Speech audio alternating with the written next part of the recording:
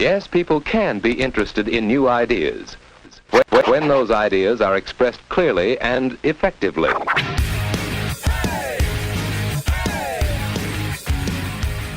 Welcome to the Research and Destroy podcast. Here's what we do. Step 1, we take a subject. Step 2, research the shit out of that subject. And Step 3, destroy the subject as we discuss what we found. With your hosts, John, Adam, and Justin. Hi, I'm John. Hi, I'm Adam. I'm Justin. Today's episode, we're talking about secret societies. There's a lot of big names out there. You hear it in a lot of pop culture, Illuminati, Freemasons, Anonymous, a lot of stuff out there. Yeah, you see it on YouTube, you see it in books, you see it in comic books and movies, and these things are everywhere. And Alex Jones.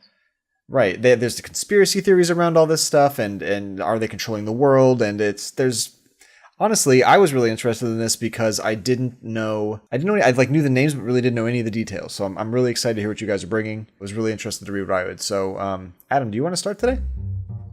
Now that we've recorded our opinions, I think we should investigate to find out whether or not our opinions are based on good reasons. Oh boy, I can definitely try. First off, before I do, I want to say too that I didn't really know what fully categorized secret societies until we kind of clarified it. Mm-hmm. So just to make sure that we're kind of on the same page too, right?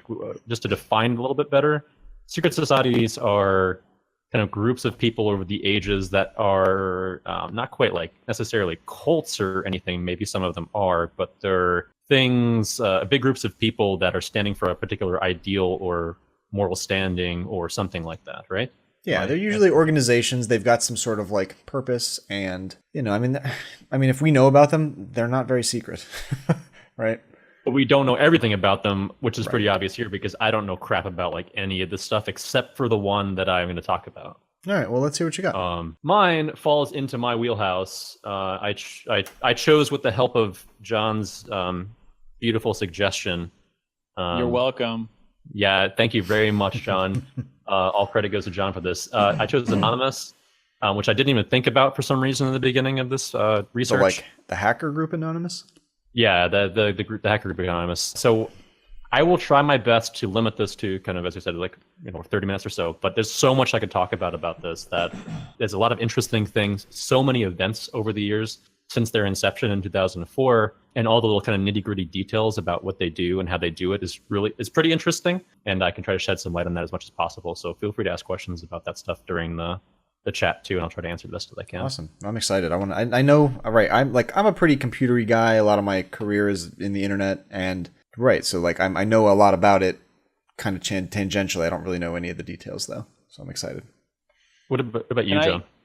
Well, I kind of want to sum up my knowledge of anonymous people is probably just they all listen to like raver music, and they pretty much just have like the glow lights, and they put them in front of you, and they do ecstasy, and that's pretty much whatever. That's all they do in Anonymous, pretty much. So like that's what people thought hackers were in the late 90s. Yes. Okay. Have hackers changed? I mean, No, they're the same. You nailed it. Okay. Next person. You know that some of the events that have taken place that Anonymous has been a part of, though, right? Over the years. I couldn't name them, but I'm sorry. Was that for you? I don't know. I couldn't name one, but like I definitely have heard of it, and like I feel like they may have like hacked. Members that have claimed membership to Anonymous, hackers that have claimed membership to Anonymous have like hacked things, gathered data, dumped them places. Right, like that's the kind of stuff I'd put them in WikiLeaks. Dump I feel like they may be related to the data dump from the military from the guy at Chelsea Manning. Mm-hmm. Their queen is Natalie Portman, right? Yeah, that's definitely true. Yeah, nailed it. That's actually, we'll get into that, but yeah, it's kind of the same thing. The Guy Fawkes mask is kind of synonymous right now with with their group, I guess. Yeah, their branding, to maintain anonymity and to show kind of their political standing or moral standing, if you will. That came in a little bit later, though, when they started taking more moral and political stands. So what are they? They are a decentralized kind of international hacking group that is now much more of kind of a moral standing group. They call themselves a duocracy. I've never heard that term before until I read about it. I mean, it makes sense, but they're a group of people that don't necessarily have a structure of, the people at the top run the entire thing or whatever else. It's basically groups of people that stand for something as a part of the group do something with like kind of under the assumption that their group is behind them. So any right. Oh, wait. can do that. Oh, you said duocracy, and I thought like it was duocracy, DUO, like Simon and Garfunkel or something. Like That's what I didn't thought know. too. Yeah, duo. No, not like a You mean duo. do as in Like there's two they do leaders. stuff. Yeah, like they're doers. Got it. Not the alcohol either. They do things, and that's cool. It's not a very well defined. Are they hacktivists? Defined. They are hacktivists in general. They are now. So once again, I guess let's just start from the beginning, kind of. So we'll talk about it. They began as kind of a group. So I don't know if you guys remember this, but you remember 4chan? Yes. Unfortunately, or 4chan. Explain. I have no problem. You know what 4chan is. It's like the pre-Reddit, right? So it's a place where there was a bunch of images and memes and all sorts of crap, and it was run by a bunch of teenage trolls. And there was no accounts. You just logged it. Everything was random, like a completely anonymous posted there, right? Certain kind of subreddits, if you will, sub 4chan pages were anonymous, and one of those /B was one of those pages where anonymous kind of gathered its beginnings. I forgot all about the random channel. Yeah, it's all random, just garbage, right? I mean, we all know what the internet's like, and for those that don't remember 4chan, picture Reddit, but just run by like 12-year-old boys. Jesus Christ, there's some gross stuff on here. Just a note. Yeah, don't go there. I don't think you want to go there anymore either. Just watching my face sour. It's disgusting. It's like Reddit with more chaos, and Reddit's already as chaotic as it gets, to be very honest. So it's like your face if you saw the movie The Ring and like what happens to you after you watch The Ring. What happens when you watch 4chan? There's stuff up there that like people really shouldn't like look at and stuff. Anyways, that's where Anonymous kind of started with a lot of that stuff. And Anonymous started as a kind of a trolling group, right? They started as young, kind of more teenagers. They didn't really solidify who they were, but it's claimed that in the beginning it was a bunch of kind of just annoying teenagers that like put a bunch of memes on there and just like had a good time by doing the stupidest, trolliest stuff. And they referred to all the users as one collective user, Anonymous, right? It's like a guy with a hat with no face, is what I remember that being. Yeah. That's the very beginnings of kind of Anonymous. So the beginning was just kind of, they did stuff for quote unquote the lulz, LULZ, just for doing just to get stuff to be funny, to get laughs. Yeah. Just to be funny and just to do it because they could do it, right? So I'm not sure, just to zoom out just a little bit here too. I don't know how much you guys know about like hacker culture in general, but the original term hacker, do you guys know where that came from? No, let's talk about actually, that. no. That came from some nerds who knew it in MIT that were part of the electronic train club. And yeah, I guess you didn't need to say nerds because you were going to say train club. Yeah, sorry, it's a little bit redundant.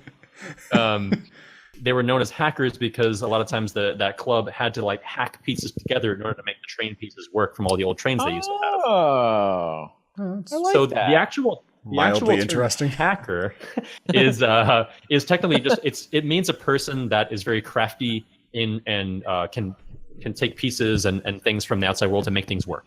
Yeah. So that's what hacker actually originally means, and that kind of applied to the internet eventually because people that were on the internet that were making things work that shouldn't work and people didn't know how to utilize. That's what a hacker originally became to be known for. Just to be clear as well, a hacker in kind of hacker speak is typically could be a good or a bad thing, but usually actually in like hacker terms, hackers are good people from the computer science perspective. Crackers, but take away everything else that you think about crackers.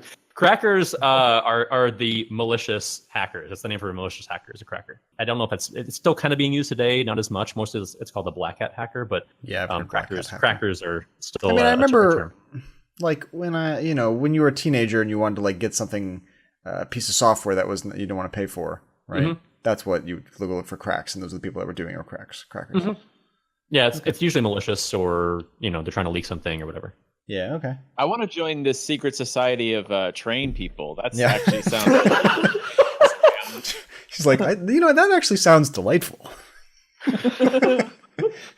Trains underrated, highly underrated. Cut to John with like his glasses at the tip of his nose, doing like meticulously. Yeah. Oh, look, these trees look so real. It's a little village I've crafted. My conductor's being a little salty today. Oh, you hackers. Him and his wife. Him and his wife are out on the outs. The trains are going to be delayed. It's like a whole story. They all wear black hoodies in there with raves going on. Yeah. Anyway, so they started in 4chan, and the beginning there was a kind of a group called Encyclopedia Dramatica. Oh yeah, I know that. Yeah, and it was initially a means for documenting kind of gossip related to LiveJournal. You guys remember LiveJournal? Yes. People's digital journal entries. This is like 2005 nonsense right here. This is ridiculous. This is a throwback. But then eventually it became a platform by Anonymous for satire and other things. This is when the trolling culture started picking up, and they had a bunch of different trolling raids and events where they would just troll specific people or communities, and they were trying just to offend people and just be just assholes, really. That's the beginning. Later on, though, so one of the first things that down here that they became anonymous for. The hacktivism beginning was in 2008. I don't know if you remember this, but the Church of Scientology remember that big video that came out with Tom Cruise? It was really popular. And is that the one who was on the couch? That's Oprah. Oh. That's are you thinking? You're thinking of the one where he's getting interviewed one-on-one and he's going on and on about Scientology, yes. And he's like raving and ranting and he's like laughing to himself. And yes. Yeah. He looks like a crazy person. Yeah, it's like Entertainment Tonight or something like that. Okay, yeah. I didn't watch the video again too, but I read about it again. And that video went pretty viral at that time, which is one of the first big viral videos at the time. And Scientology, the Church of Scientology was like, this looks bad for us. This looks like we're being made fun of and we're a joke. So the Church of Scientology was not very happy about that. They began publicly putting out some messages, and they tried to stop people from spreading it. Video? This has happened a couple of times in the past. Yeah, this has happened a couple of different times in the past. I don't know if you guys remember this, but certain people were like, I don't like that this video is out there. We got to stop this from spreading. Like Beyonce asking to get her picture off the internet. Yeah, or people getting stuff off Spotify or whatever, right? This has happened over the past 10 years, a handful of times. Every time you do that, we all know it spreads faster, right? You can't stop stuff from spreading on the internet, and if you ask it to stop, it's going to just get worse. If anything, you're like, hey, check out this thing that somebody has to stop, right? Exactly, yeah. This is they asked us to stop this, in bold on the video, and then it's red circle. Red circle. You won't believe what girls told me to stop this video. So they basically said the same thing. They did the same. What happens next will blow your mind.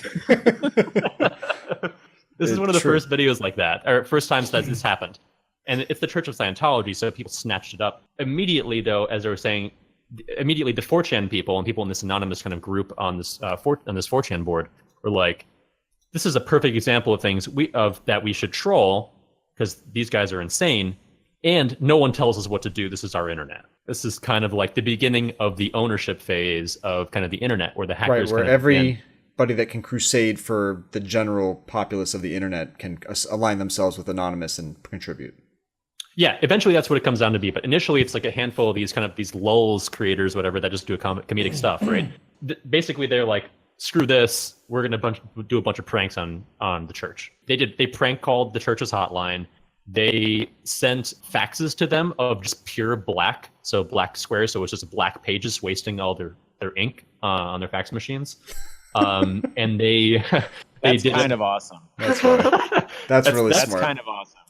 This is how old school hacking was done, right? The whistle on the phone. I don't know if you guys know that whole story, but the beginning of hacking is just totally being a troll against certain people in ways that make sense. And that's mostly what hacking actually even is nowadays. However, they also did some DDoS attacks. So I'm going to take a break right there. So you guys, they're very synonymous with DDoS attacks, Anonymous. Do you guys know what DDoS attacks are? I do. Do you want me to try to explain it?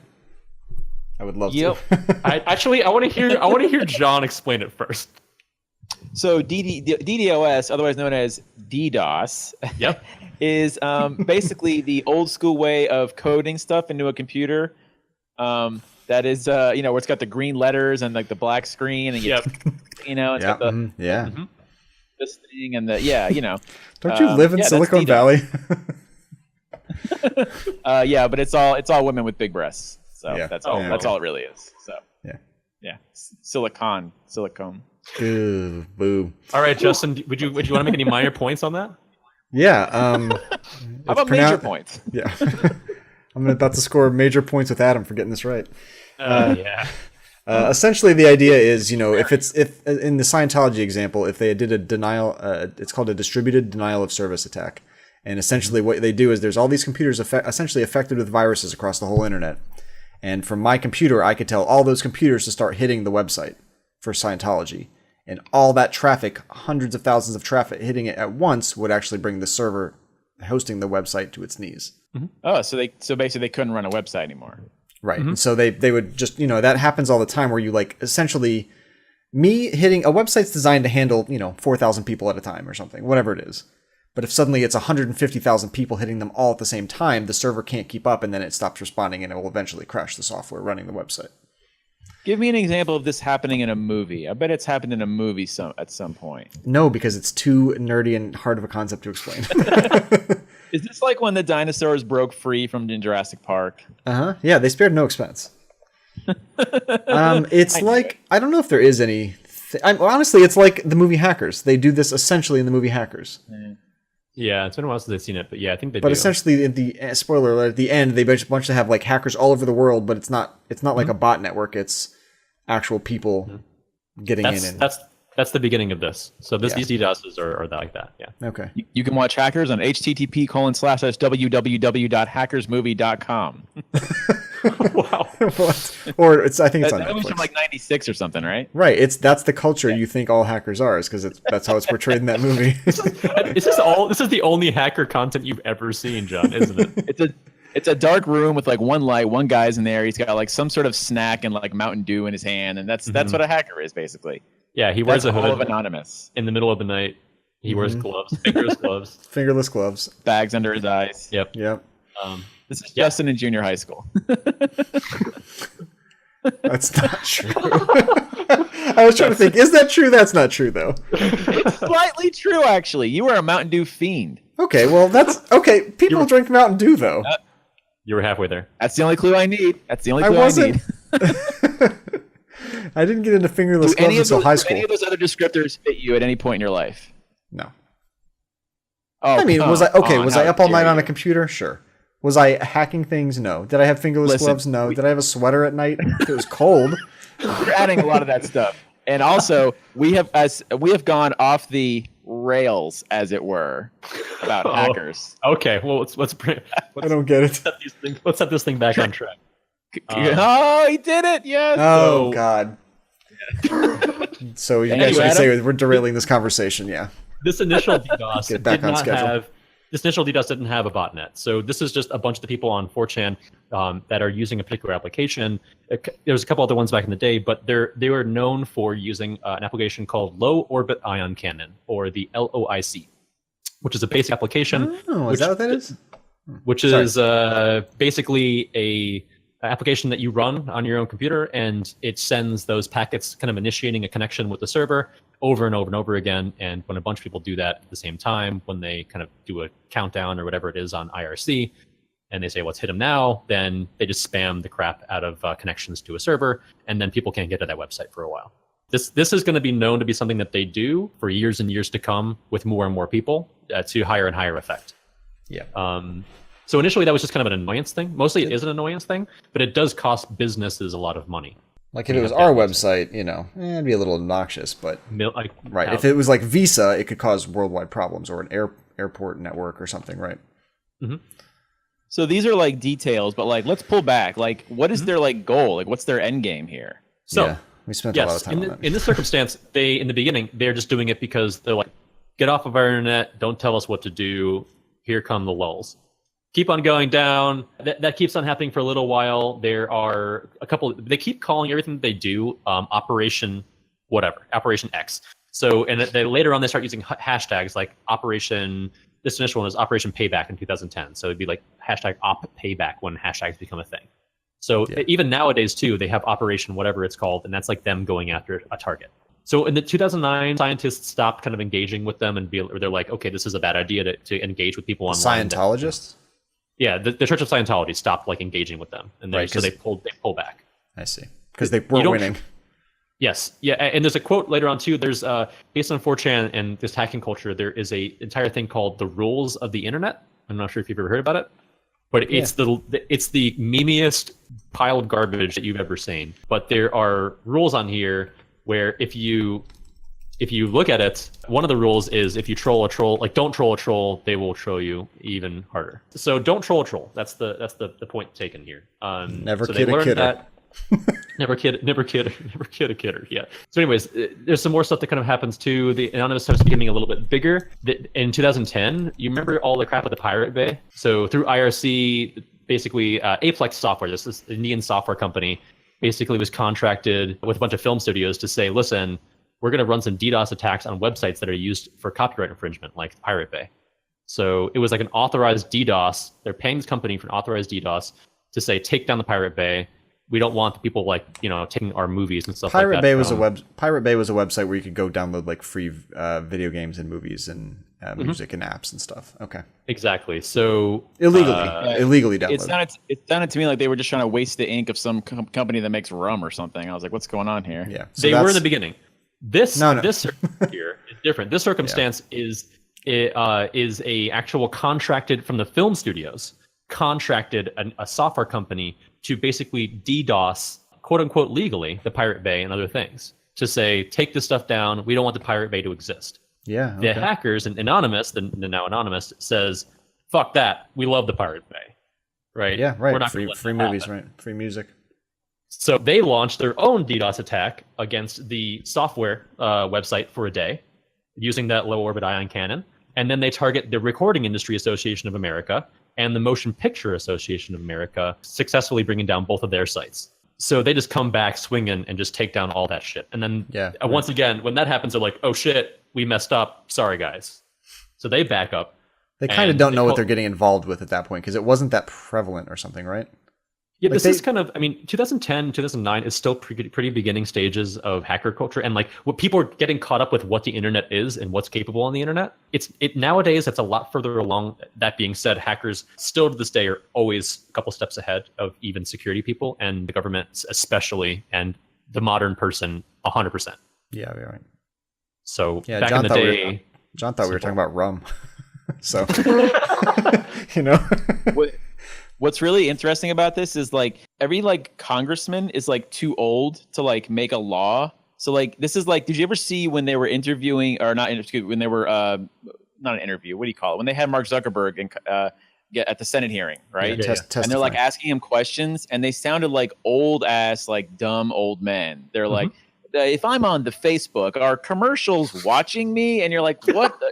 Like they know nothing about this stuff. And like, so This is like, it's like the Wild Wests. When I put my files in the trash, where do they go? The internet have a landfill? And you're like, can my wife see the porn that I'm looking at through Facebook? And you're like, sir. Well, if you're Ted, what's his name? Then you're sharing it. Oh, Bundy? Ted Cruz, bad move. Oh, yeah. Cruz. Okay. Yeah, it's still like that nowadays. That's. It's gotten more advanced, right? But it's that wasn't very long ago, right? But back in 2009, 2010, still, the law takes a long time to catch up on the internet world, which is why so much of this stuff is quote unquote it's legal until it's not legal, right? Well, it's legal because there's no law that talks about it at all. Yeah, there's not a lot of governance. There's getting more and more governance now. Yeah. They're trying to be really hard about it now, which people are not happy about on the internet to try to kind of gain some ground on that, but. There's always going to be a way around it, at least for the time being. Like Tupac hard or Biggie hard? Like how hard are we talking here? The end of Tupac. Tupac hard. Yeah. Okay, my man. All right, I like it. Yep. I prefer Biggie, but I would say Tupac's harder. So that's all there's to it. I agree with both of those statements. So later on, they do some more. They actually beginning having botnets against a particular target, as Justin was kind of saying earlier, and that's again just a bigger net, a bigger group of computers that are called zombies that you can use in a distributed denial of service attack. So a bunch of those. All these terms are awesome. Yeah. Hackers made these things up. They started with trains, but yeah. Well, the first group, they're the ones trying to write laws where they're like, well, the Facebook's watching the porn or whatever. Now, they're not the cool guys anymore. They end up doing a bunch more DDoSes against a bunch of websites. Eventually, they do stuff with, they hit PayPal even. I remember Visa, MasterCard. Yep, I remember that whole... Yeah, a couple of the people start becoming known as famous for their internet handles, like Topiary. I was involved with this one specifically, who they found out later on. But he had one of the big zombie botnets here that did about 90% of the actual attack on some of these different sites. The government's running around. It's like a Benny Hill type of thing for a while. It's still kind of like that a little bit. Yeah, it is. But anyways, so some of them actually, eventually we'll talk about later, some of the people end up getting caught and get found out, but that's some of the more interesting stuff. But for now, kind of moving on to 2011, 2012, one of the big times that Anonymous kind of came out was in Operation Tunisia, which was during the Arab Spring movements. I don't know if you guys remember that, trying to get they tried to suppress kind of the information in the region about what was going on. And Anonymous is like, we don't fucking deal with suppression of information. Like you don't restrict stuff on the internet. And not in our hood. Not at all. Yeah, as they're all wearing hoods. Yeah. Not that I want to upset Anonymous by saying this with the nerd voice, but not in our hood. No, probably not. But yeah, okay. But not in our hood. One of the next ones too. A couple of the people: Tiflo, Sabu, Topiary. Another guy named is Ryan, known as Kayla. Changed the sex to Kayla when his name is Ryan. That's what you do on the internet. Collaborated in 2011 on a cyber attack against Aaron Barr, the CEO of the computer security firm HB Gary Federal. I don't know if you guys remember that. And what are they from? Why would they be attacking that person? That group? Because there was a threat from him specifically saying, "Listen, I know how to get some of those anonymous guys. I know who they are. We can take them down, government." Oh, stupid. He came out publicly and said, "I'm going to announce who they are soon." Yeah. And Anonymous is like instantly like just hacks into his shit, right? So four hacked in the HB Gary site used the captured password to vandalize his Twitter account with a bunch of other random crap that they posted on there. They released a big cache of the HB Gary's emails in a huge torrent file on Pirate Bay. Was all so not they true. Essentially they got his email or hacked into some database, got his password, and then used it for all his other accounts. Yes, basically. They hacked all of his passwords and then they opened all the stuff. Yeesh. I'm thinking if you live on the planet Alderaan, do not piss off a group that has a low orbit ion cannon. Yeah, that's just, I mean, if I've learned anything. Yeah, that's Alderaan living step one. It's yeah. So I'm not going to go through a bunch of those ones, but you get kind of the idea, right? The Westboro Baptist Church, we all know who they are. Unfortunately, yes. The favorites of the internet world. I love those guys. Everyone loves them. And they basically might say a bunch of stuff. They get hacked as well. We hear about the kind of the Sony retaliation, and the PlayStation networks that get hacked. They're a big part of the Occupy Wall Street movement. The Occupy movement in general from 2011, because that's like their coup de grace, right? Like that's like their biggest thing they've done, I think. What part did they play in that? Because Occupy Wall Street was largely people sitting in New York. Yeah, they were kind of involved from the base when that became discussed, and they helped spread the word. And a lot of them ended up contributing to the places around the world when they were doing Occupy movements all over the place. So they're just kind of like part of the spreading of the information. And they had, they have online videos as well, anonymous, with some of their masked people and their robotic voices and things like that too, to sort of spread information like that too. So they did some of that as well. I have to say the whole like image of it all, I know it's like they know what they're doing as far as like media. It's very cool, even if like, it's vigilante justice. Yeah, it is. I mean, everyone, I would say most people like that idea of this kind of vigilante justice in a corrupt system, right? You're like, oh, everything's corrupt. There's all these corrupt things out there. I'm glad there's these masked vigilantes that can help like push us towards a greater good type of thing. Right? I think a lot of regular non-tech people don't understand it enough to even understand that they're doing a good thing. I think in general, they're just seen as criminals. I'm going to pull away from kind of this information just to talk about that a little bit, because I think that's pretty interesting, right? They talk about that a little bit later, but I think in general, that's one of the more interesting things about Anonymous is that if you say that you're in a part of Anonymous, you are a part of Anonymous. That's the way their group works. There's no group membership like you're a part of ISIS or something. Yeah, there's no members by list. The way, ISIS would have been a good one, by the way, guys. Yeah, I'm regretting not picking ISIS now, actually. So have a little combat scene. You're on the list. But it's interesting because I was going to cut my own head off for the podcast where no one can see it. Do you think that'll work?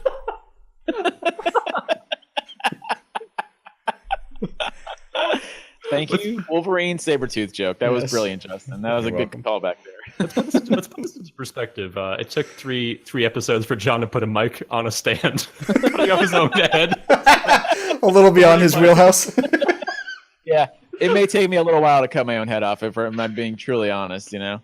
John, you're using a pillow. It's too soft.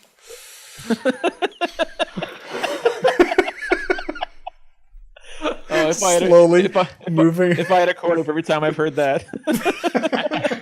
I pictured you trying to like cut. You could pay somebody to cut your own head off.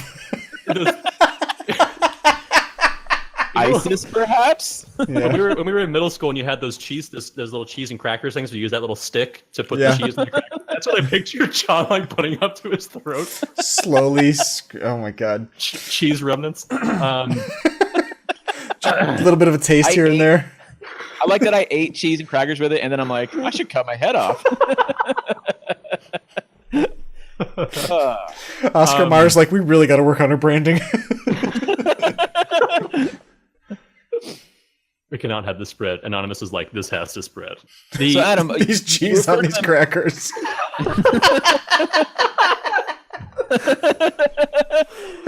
Why does Anonymous in on this? I don't know. All right, so what's you refer to them as vigilantes? Is that really that an apt description? So like they're not the nerds that Gotham wants or the nerds that Gotham needs. Essentially, is that what we're going for here? I think that's debatable. I think the nerd. I think it's more the nerds. Well, it depends. They've been depicted in multiple ways, and I think depending on where you sit on the fence of this kind of information sharing fence, I guess people treat them as being like gods, or they treat them as being like the Antichrist. I mean, there's a lot of gray area in between. It depends how you treat that stuff, right? It's the same thing. They also don't act consistently. Sometimes they're just vengeful. So there are a couple different spin-offs of these group of smaller packs of them that have done stuff like lulzsec and the like. And those people much more so are, they're more aggressive and they're more tactical. Like they're very intelligent, but their morals are a lot more loose, right? Yes. We know most of the stuff, the morals are typically decently good, but those ones are a little bit different. Yeah. So I've heard LULSEC, that's lulzsec. So that's like another group of essentially anonymous. They're all anonymous. Everything's anonymous, but they claim lulzsec self-organized and called themselves and takes credit for various attacks. It's a spin-off, yeah. Mm-hmm. Yeah. There's a couple more things that happen. We have the Million Mask March in 2013. We have a couple different operations they have, Operation Safe Winter. There's a couple different shootings that have happened over the time, too, that the public is not very happy about the way that's been handled, and do some more hacking, yada, yada, right? So, what do you mean shootings? So the shooting of Michael Brown in Ferguson, Missouri. How was Anonymous involved? There was the organization that claimed to be associated with Anonymous that was organizing cyber protests against the police and Twitter account and stuff like that too, to say that the police were in the wrong. And there's, some of these topics are kind of like in that gray area, but there's Anonymous usually states where they stand on it, and that can push people away or pull people toward them, right? They've done a lot of stuff over the years, even up until recently, with the president election in the United States, corruption in South Africa, a variety of other things as well. Interesting. So they're not just operating in the United States; it's global. They're doing stuff all over the place. Yeah, they're doing stuff everywhere. Okay. And I think a lot of them, actually, the bigger ones, there's some in the United States, but a lot of the bigger ones too are over in Europe. Some of the more bigger attacks. Yeah, some of the more advanced hackers. So in general, though, too, there are a bunch of people, as you guys kind of stated earlier, too, that are quote unquote, want to be part of anonymous movement, right? So they go onto they call themselves anonymous. They go onto the particular message boards. They're talking about maybe join one of the particular IRC channels. They use low orbit ion cannon. They hop on some kind of public space where they can be anonymous as well. And then they help them kind of launch their attacks and their missions. So you don't have to be a genius to be a part of it. I mean, to organize the entire thing and to have some of the statements and to do some of the more advanced hacking, sure. But the majority of people that are in Anonymous are people that just feel politically moved by the stuff that they're doing now. And it's going to gain so much traction that any Joe Schmo that has a computer, they have websites on there for how to help them.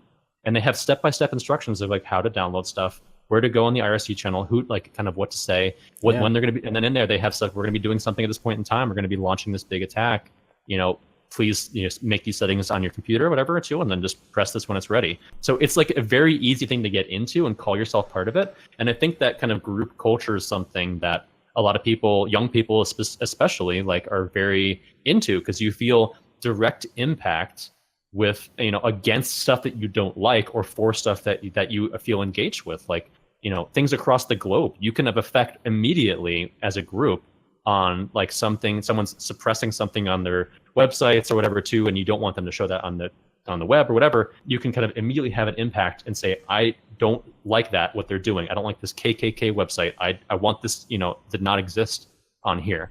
But that raises that same question where it's like, we run the internet, everything should be open, everything should be free. And then people say, well, if that's the case, how come you guys have the right to denial of service people? How come you guys have the right to, take control of the internet like you guys own it too? Shouldn't it be totally free?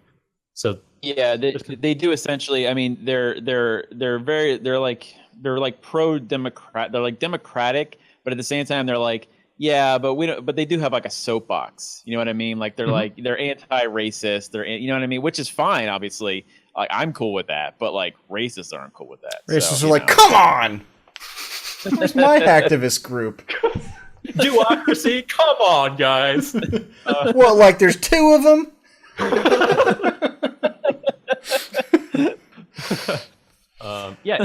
I think that's one of the bigger things too. Is like it's a lot of people are like they side with it or they don't side with it because of what they stand for, right? But there are a lot of kind of gray, weird gray areas with what they're doing and the way they're going about it. So it's just kind of personal preference whether you think they're doing the good fight or whether they're doing something that's to detriment of a lot of us. Because a lot of people, even in media, are just like, these guys are kind of crazy. And it's kind of like the thing in the Middle East when we went over there, right? Where if you take down some of the bad guys and online porn sites, whatever, too, it makes a vacuum. Mm-hmm. Right? Yeah. Yeah. Standard secret society argument. Are they doing good or are they doing bad? Basically. Yeah. Which is a good question. Do you, John, based on what you know, do you think they're doing good or bad? I think they're good. Yeah, my gut instinct says they're out for like the common good. I don't think. But when I asked Adam though if they have a common goal, like I don't think they do. I think they're just sort of like attack this thing randomly, attack that thing randomly. Like they don't have like a set of rules, which I like but don't like. I feel like they have to be specific. I don't know, or at least have like some sort of goal in mind with all of these attacks. Like there's a common good, but at the same time, it's like, when does it end? Like when do you stop the hacking? Like when have you hacked enough? I guess. Mm-hmm. Like how long does the train have to go? How much hacking is too much? Yeah, are we to the end of the track shed? Who knows? No. More train jokes, please. It's true though. It's the same thing with the Occupy movement, right? That was the same problem. It's because like they couldn't list what they were standing for. A lot of times it was so complex that it eventually lost ground because they didn't have a simple set of goals. It was like everything needs to change, and you're just like, cool. What do we start with? And they're like, everything needs to change, and you're just kind of like, okay, well, this is not going to work, right? Right, well, I can't keep living in this tent. I'm a huge fan. I'm a huge fan of just making a list. Just make a list. It gets so much shit done. Yeah, check it twice if you have to. Mm-hmm. Find out. I mean, who is naughty or nice? Yeah, the Santa Claus. The Santa Claus method. Yeah. But it's interesting, right? It's interesting that they adopt the Guy Fawkes mask to be anonymous too, but people are just like, yeah, but you just bought that Guy Fawkes mask at Walmart. You know what I mean? Yeah. It's like you just supported another huge organization. Well, but right? They're not necessarily against. So, like you said earlier, that they're kind of combating when large organizations, faceless organizations, censor people on the internet, affect the internet in ways they don't like. But they are the internet's faceless organization fighting back, kind of. Mm-hmm. Right? They are the everyman, kind of. I mean, that's kind of their. You can tell they're representative for the most part. They're representative of kind of everybody that knows how the internet works, what they would want. What do you think, Justin? That's what I just said. Yeah, I mean, I think it's like I think Batman as a character is cool. If there was a real guy running around in a costume beating the shit out of people, I'd probably think, maybe you shouldn't do that. But I like the good results he's having, so do the ends justify the means? I don't know. It's hard. I can't. I don't have a definitive stance.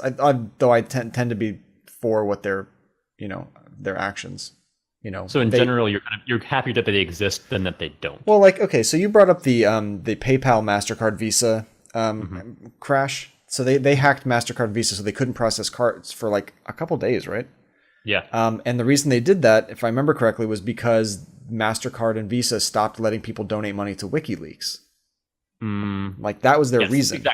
Exactly. So at the time, WikiLeaks kind of went off the rails after he got exiled in wherever the hell he is. And now he's siding with all these dictators because they're the only people that'll give him asylum against America, right?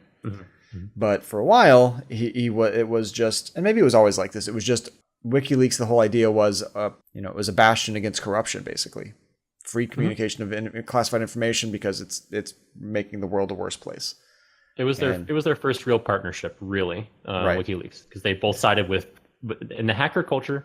One of the biggest things is freedom of information and sharing of that information. Right. And the internet is the place to do that, which is why in the beginning it was basically created. And hackers want to defend that to the grave, basically. Yes, right. And and WikiLeaks was the kind of biggest thing to happen in that arena.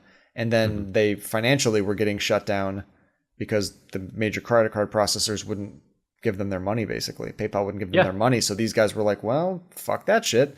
Yeah, and in the beginning, there's a lot of residual losses, right? I mean, there's a lot of collateral damage because when you take down credit, all the credit card places over two just for one thing, you're also affecting all these other people that want to do legitimate business. Right. So they do some. I mean, they started in 4chan. I mean, they're not in the beginning. They're not the wisest people in the world, right? I mean, they have a goal. Are they the best at executing it always? No. Have they gotten better over the years? In my opinion, yes. Even though some of the bigwigs and some of the people that in the organization that are the good hackers have been arrested and been pulled away. Some of them even recently have died, actually.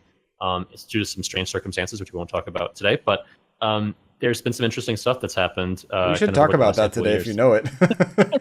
I'll very, very briefly, let me wrap this up with us. So I think in general, they've evolved into something that I can get behind for the most part. I do like them more than dislike them, but I also work in cybersecurity in general, and I like the things that they stand for. However, I don't always, like their execution, but I think that's just a lot of immaturity from the beginning. I see that. I get that. Anyways, so that's anonymous. Yeah, I feel like I'm so behind. After we stop this podcast, I'm gonna go play my Atari. Yeah. You gotta crank it up first. There's a good movie too called We Are Legion, which is about Anonymous too that I watched a while back too, and there's a good book about him. If you're interested in this kind of stuff, We Are Legion, it's a good kind of documentary about him. I think it's made like the last 2 years. So right on. Check that out. Dustin, did you pick a less nerdy secret society? Check this shit out. Dying over here. Mine is nerdy. Please tell me you picked the NBA because I will just go off on that. Yeah. Well, let me tell you. I'll give you a hint. My secret society is a slam dunk. All right. Choo straight ahead. Let's go. Get on this gravy train. Here we go. All right. So I actually picked one that is nerdy, but in like a different way. So you tell me what you think about it. And if you've ever heard of it, so it's called Ordo Templi Orientis. Ever heard of it? Nope. Adam? I'm going to assume that Ordo means order. Yeah. Okay. So you know what I'm talking about here. Yes. So yes. All right. So it's essentially it roughly translates to Order of the Temple of the East or Order of the Oriental Templars, which is the idea. Templars. I think Oriental just means of the East. It's a group that was founded at the turn of the 20th century. In like 1904, I think was the first like actual proof they have. They think it may have started a few years before that. I think it started in Germany, and it's almost branched off of Freemason. So I'm going to talk a little bit about Freemason, which I think is what you're talking about, John. So we're going to maybe. Yeah. So it'll lead into that. So it was started by two guys, one guy named Karl Kellner and another guy named Theodor Roos. And a couple years after that you might recognize this name. There was an occultist named Aleister Crowley. I think there's a song about it. After that name, I think it's who's the band? He was a Satanist. I'm sorry, I'm still laughing at Adam just saying Mr. Crowley. No, he was my old neighbor. The song by Black Sabbath. Yes, that's it. Mr. Crowley. I did not know that. Yeah. He was a Satanist, I think. He was an occultist, which is not the same thing. Okay, so Order. Wait, Mr. Crowley was a real person? From that song? If it's the same person, yes. Holy shit! Yeah, blow your mind here. All coming together now. I thought it was just like a guide, like Mr. Jones and Me and whatever. Like I I thought think it was Mr. like Jones the is same based thing. on a real guy too. What? You just see Adam's chair spinning as he runs out of the room. Songs are Side based on note, real people. Side note: Aleister Crowley's hobby, trains. Yeah, turns out that so all aboard or whatever it is at the beginning of that Black Sabbath song. All aboard! Crazy Train. Crazy Train, yeah. Oh, we missed the goddamn. We blew it. All right, this episode's over. Shut it down. Turn the lights off. All right, so this organization is a fraternal organization. It's one of these things that has like degrees, just like the Masons do. Yes, they do. And it took me a second to even understand what that meant, but essentially it's like a ranking that you earn and you progress through the ranks. And there's like these rituals that like when you've reached the right criteria, you're like initiated into the next degree, right? So this one is the kind of the idea is the philosophy of the whole thing. Essentially, the order offers this instruction through ritual and guidance to essentially improve yourself to become one with the universe, to work on your great work, which you've heard the term magnum opus, right? That means great work. So like these guys think that like every person, if they get close enough to the universe, they become more one with the universe and eliminate all the deficits of self and all these things, that they can then progress to along their great work and create whatever they were meant to create. Like physically, or it could be a great book. I don't know what their divine purpose or their thing was, but essentially they're trying to get as close to divinity as they can. And I'm adding some words here. They don't say that type of talk with divinity, but so Aleister Crowley, I guess he was in. So these two guys started, Carl and Theodore, start this order, and they are trying to get like-minded people together to do this in the early 1900s, late 1800s. And a couple years later, this guy, Aleister Crowley, writes a book called The Book of Lies. And it's basically detailing essentially all of the like how he thinks the world should work, and how it's like a 93 chapter book that has a book of law. I'm so sorry. He wrote 93 chapters. He's like, fuck it, I'm calling the Book of Lies. Let's see you read this piece of shit. That was amazing. I was really intrigued. You know what? I might be wrong. I might be wrong. Hold on. Please tell Oh me my God, Book of Lies. Okay, so Aleister Crowley. Yeah, I'm so sorry. Justin wrote a book of lies. My God. It's a podcast. Is a book of lies. It is today, man. God damn. I'm so sorry. So, Aleister Crowley. He was English. He was an occultist. He was a ceremonial magician. Of course. Poet, painter, novelist, and mountaineer. I don't know why they include that in this list, but it really made me laugh.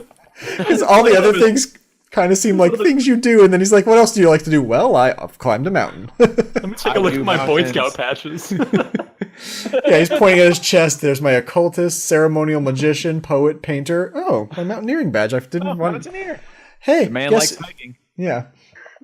So he founded a religion, but it's not a religion like a.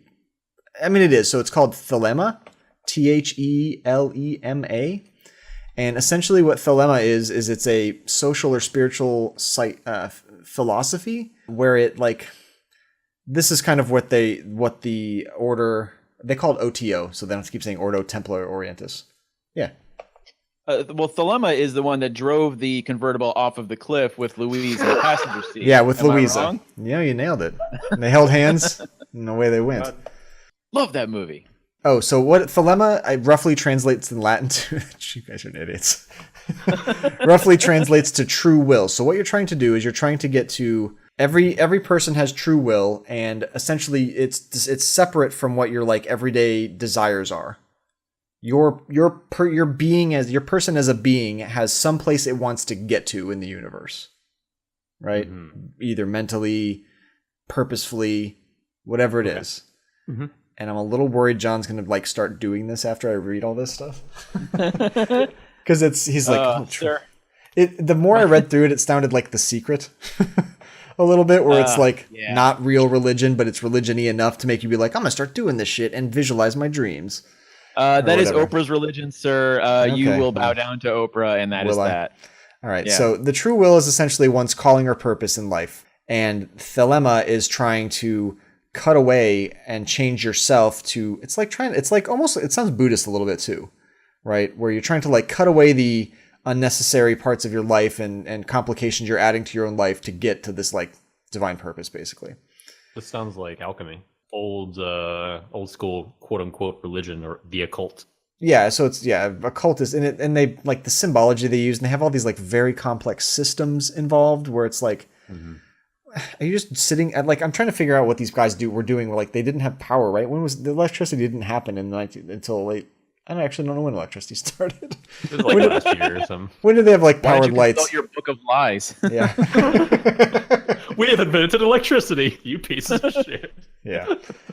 So he founds this religion. He writes a book about it called the Book of Law. Sorry. and then he publishes this book, and the guys that started the Ordo Templi Orientis see it and they're like, how did you know what our like upper degrees were? Because some of the things he talks about in his book, they were like, and so they like became friends. And then within a couple years, they had made this guy the like leader of Europe for this thing. Aleister Crowley? Yeah, so he became in this order. He was like they inducted him at so there's 13 ranks, but rank 0, so it goes to rank 12 or degree 12, 12th degree. So you can be a 12th degree Templar or whatever it's. I don't remember the term they call it. But you start as rank 0, and it's essentially you're like, you start as rank 0, where you're essentially like honored guest. You're not really even an official member. Yeah. But they started this guy at 9th degree. And so like, I'm going to read real quick what the degrees are, or read you guys. So they're like weird names. So essentially it's organized into 3 groupings. The first one is called the third, or Man of Earth Triad. Man of Earth. Mm-hmm. So the first 4... 0 is Minerval. I don't even know what that word means. Do you guys know? Okay. Minerva is a word, but I don't know. Damn, probably was like a name. It's probably some metal band or something. I'm sure I could have Googled it, but I didn't. That's fine. So that's for our listeners are like pulling their hair out. Yeah, like, so I fucking know what Minerva is. Yeah. 0. That's fine. Well, if you know, send it associated with or reminiscent of Minerva. That's useless. I hate when things so what does okay, that doesn't mind. Okay. So that's 0th degree. First degree is man and brother, woman and sister.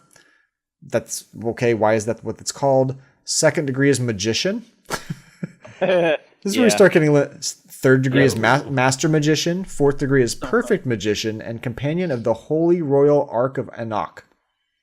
Oh. So it starts getting like yes.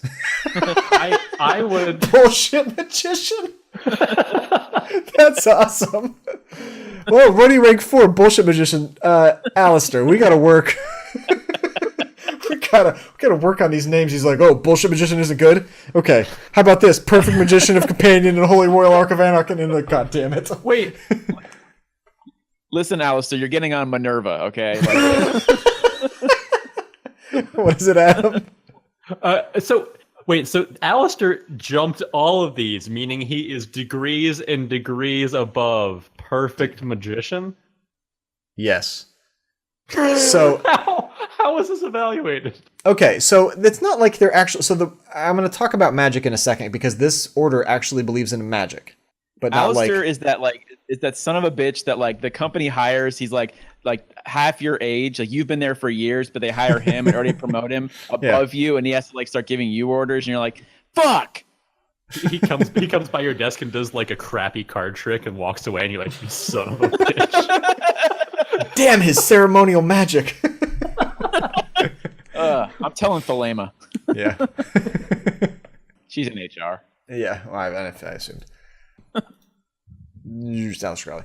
Okay, so I was looking at something else. So so the ranks are, and then it's perfect initiate. I don't know what that means. And then there's a thing that's called outside. So there's the triads. The first triad is the third, which is called Man of Earth triad. The second is called Lover triad, and the last is called Hermit triad. So it's the first 3, the middle 3, and the last 3, or whatever it is. It's 12 things, 13 things. I feel like you want to stay a lover triad and never go to a hermit triad, to be very honest. Yeah. Right. So I'm gonna. So I was talking about the degrees. I'm gonna talk a little bit about how these guys started this thing, and there's a lot of like specific dates and people involved, but it's not really that interesting, honestly. At some point, they purchased. So like, you'll probably talk about this a little bit, John, but Freemasonry, they have all these rites of essentially how they move. I think this is how I understand it. This is how they move people to the next degree, right? Well, these guys, some of the earlier, yeah, idiot. God damn it! Right, so these guys, they basically purchased the rights to perform the rite of something called Memphis and Mizraim, and I don't even understand what it was when I was trying to read it, but essentially they purchased the first couple degrees of Freemasonry to use. They like licensed it. What? Like it's you like do that? I don't know. So also known as the Louisiana Purchase. Right, yeah. So they have Memphis. No way, that's not. Is it Memphis? Where the hell's Memphis at? God, Tennessee. Tennessee, close enough. Same thing, man. Right next to Skidmore, Missouri. All of our fans in Louisiana, Tennessee are pulling their hair out. Yeah. They don't have hair. How dare you? Yeah. All right. So they buy these rights. They create this organization. Eventually, Aleister Crowley, he kind of gets initiated into. He quickly rises up. He becomes 10th degree, and he then opens the British section of OTO. Right. Yeah, he's a black belt. And so he opens the British section of the OTO, and he calls it the Mysteria Mystica Maxima. Okay. Or the MMM, and there's all these like yeah, like jokes. Yeah. He starts. He gets hired into this company at 9th level, and then promptly gets promoted. Yeah. To 10th level. Yeah. He's a wonderkins, man. Yeah. So I think it's because the people that found him were like, you already get it. You're already clearly operating at this other level. Okay. Plus, it's a bullshit order. So. Thank you.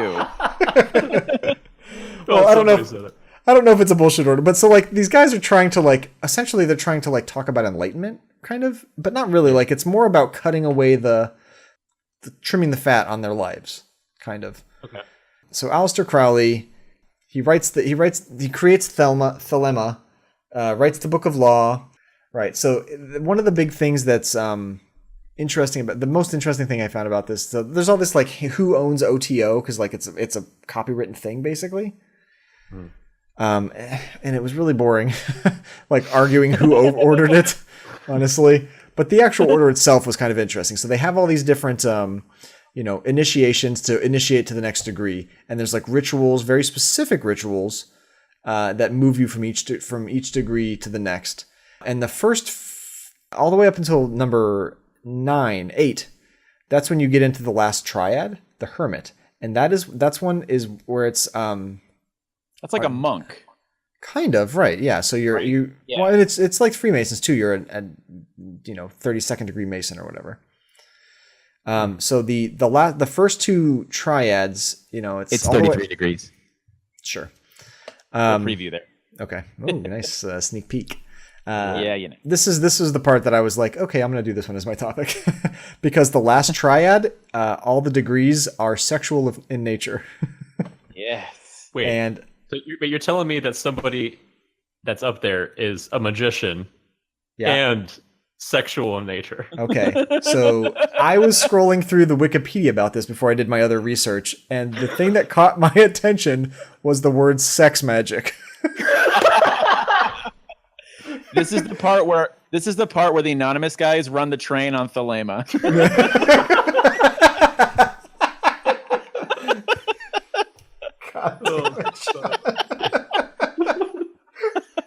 Did you just get all of them at once?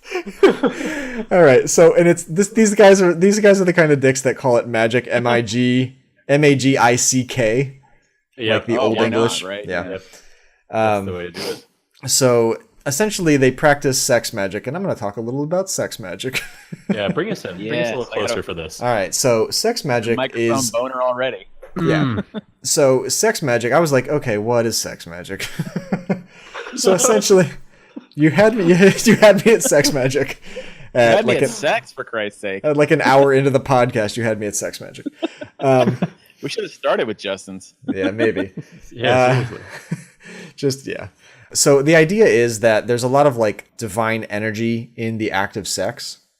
And you can use it's any type of sexual activity used in magical, ritualistic, or otherwise religious and spiritual pursuits. That's the nerd definition. Essentially, use the energy of sexual arousal to then essentially magically do things, transcend to, I just picture somebody doing cups and balls on a girl's back while this is going on.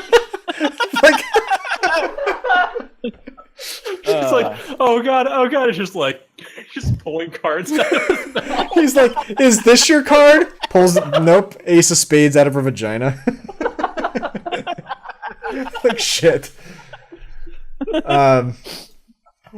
Yeah, so they, essentially the idea is that there's this like energy in between people having sex or sexual arousal or sexual whatever, and you can like harness that energy that you can essentially, people do this with like tantric sex, right? That's like one of those things where it's like kind of sex magic where they think they're hitting a higher plane of like reality or whatever. Okay. So these guys, It sounds like it borders on like a sex cult. And honestly, sex cults are just like thinly veiled ways for one guy at the top to just get laid a lot. Totally, right.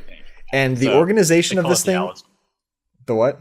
Yeah. They call it the Alistair. Yeah, they're Crowley, that girl. It's actually the exact opposite of what Anonymous is. Those are guys that are just like not trying to get laid at all. Wow. It's just, this thing is super hierarchical, ritualistic, and about sex, and that one is no sex at all and no hierarchy. Boo! I want to be in Justin's cult. Yeah, my cult's way But cooler. they are a duocracy, so they got that name going for them. Because they're doing it, you know what I mean? Yep. Oh, that's the...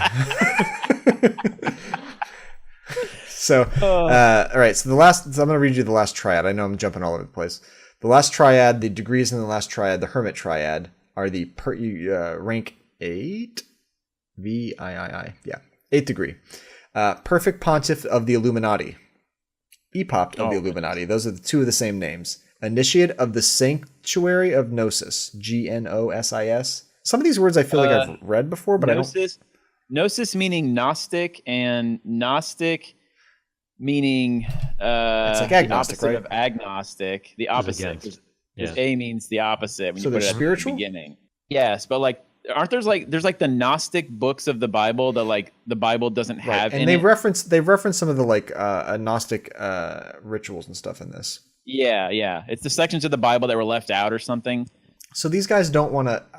It seems like they got their start by like copying the first couple chapters of Freemasonry's book, and then the Masons were like, cut it out, and they went and they're like, fine, I'll rewrite it.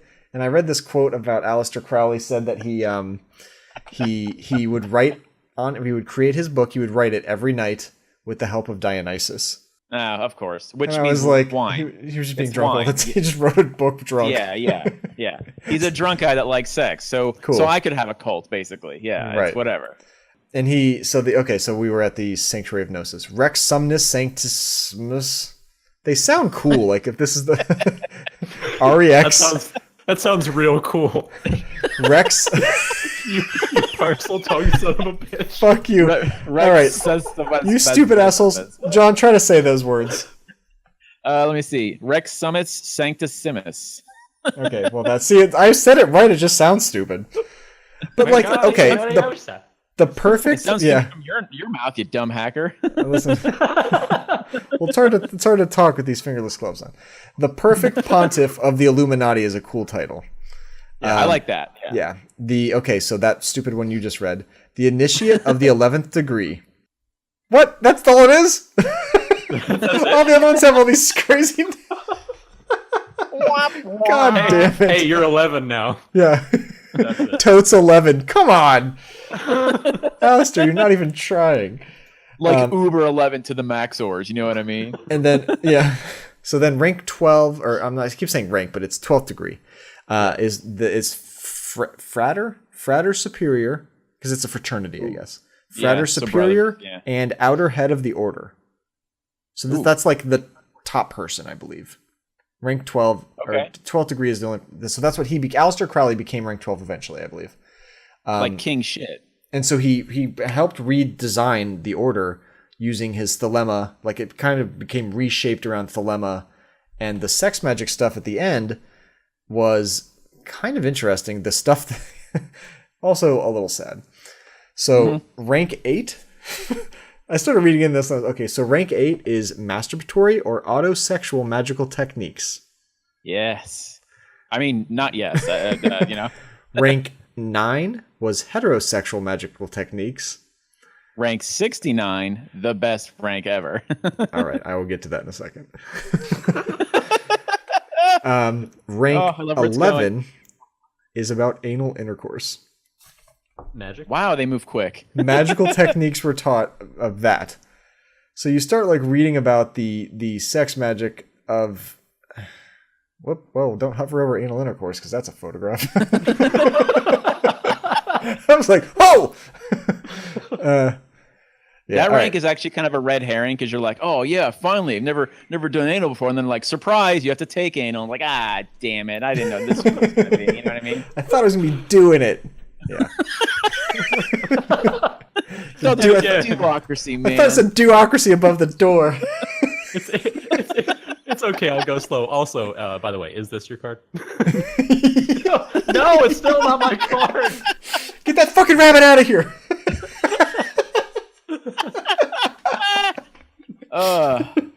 Saw this in half. Right, so the order, like... I was hoping there would be like conspiracies and stuff like that, but it's largely just people disagreeing about whether it's real or not. Yep, like people going, like, so for the reality of it is, they have like a regular website that is poorly designed. They have they're like a non-profit organization or religious organization or whatever it is in the state of California, even to this day. Yeah, I think Aleister Crowley got involved with like some Hollywood types. Am I wrong? He died in the 50s, I think. Oh, so maybe not. But yeah. He died in 1947. Oh, okay. This was like at the age of 72. Yeah, he was born in 1875. Not true. Yeah, so he created Thelema, and the whole idea was he was talking about essentially attaining this knowledge, and a lot of the way you attain that knowledge is basically sex. And I'm kind of on board. I wasn't against it. Have I shown you magic? The trick of the interlocking cock rings? God damn it, Al. It's just the thing where I think they have that at Cracker Barrel while you're waiting for your food.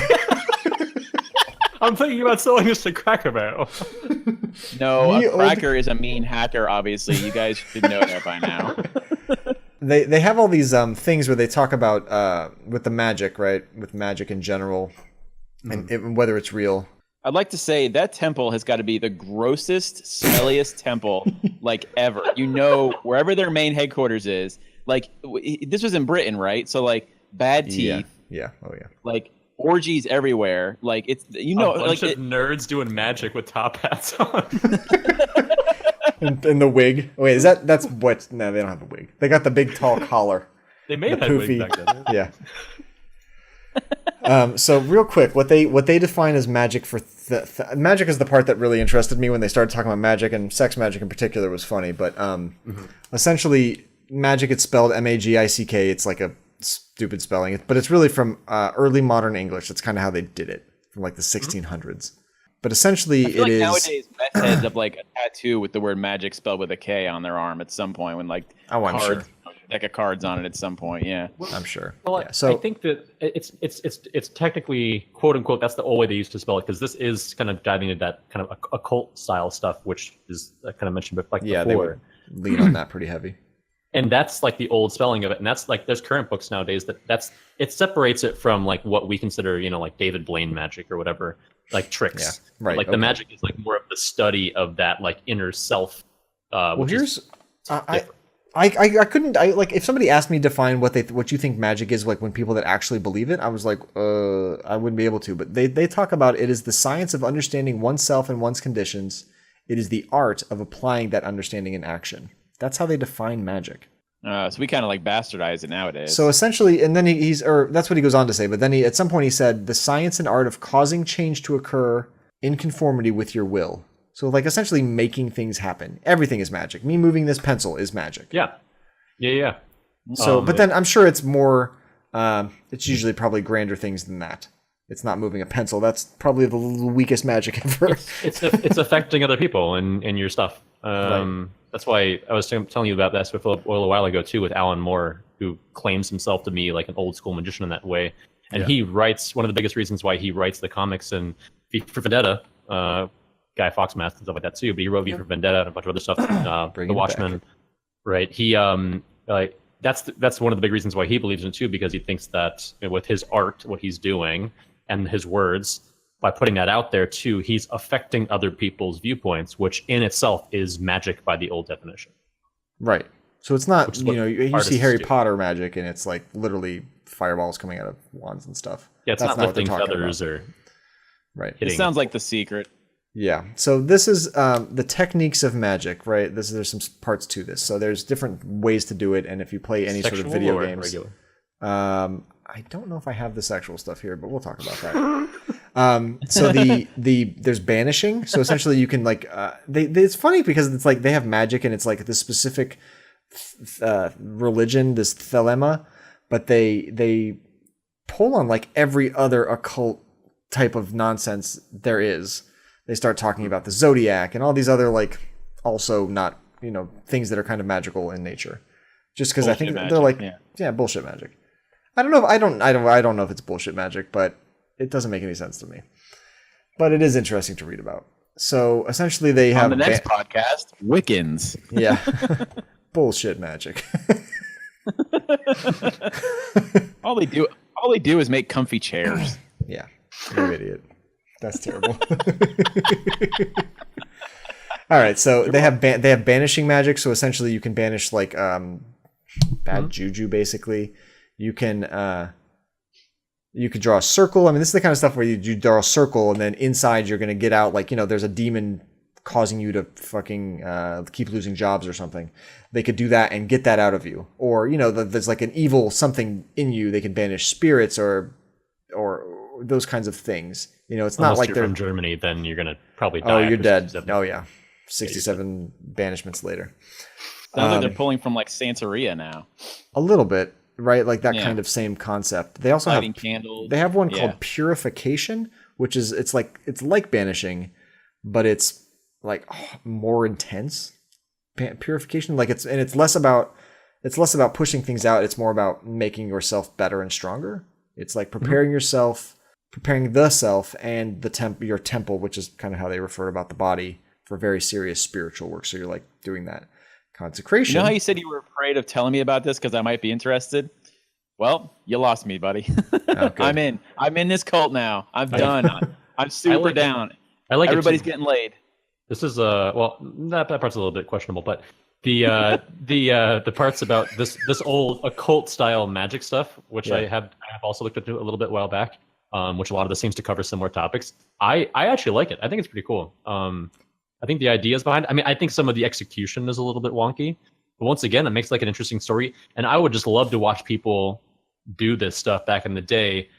I think the idea, for the goal for this stuff is pretty lofty and pretty interesting and still applicable till this day, right? You're trying to make the perfect version of yourself.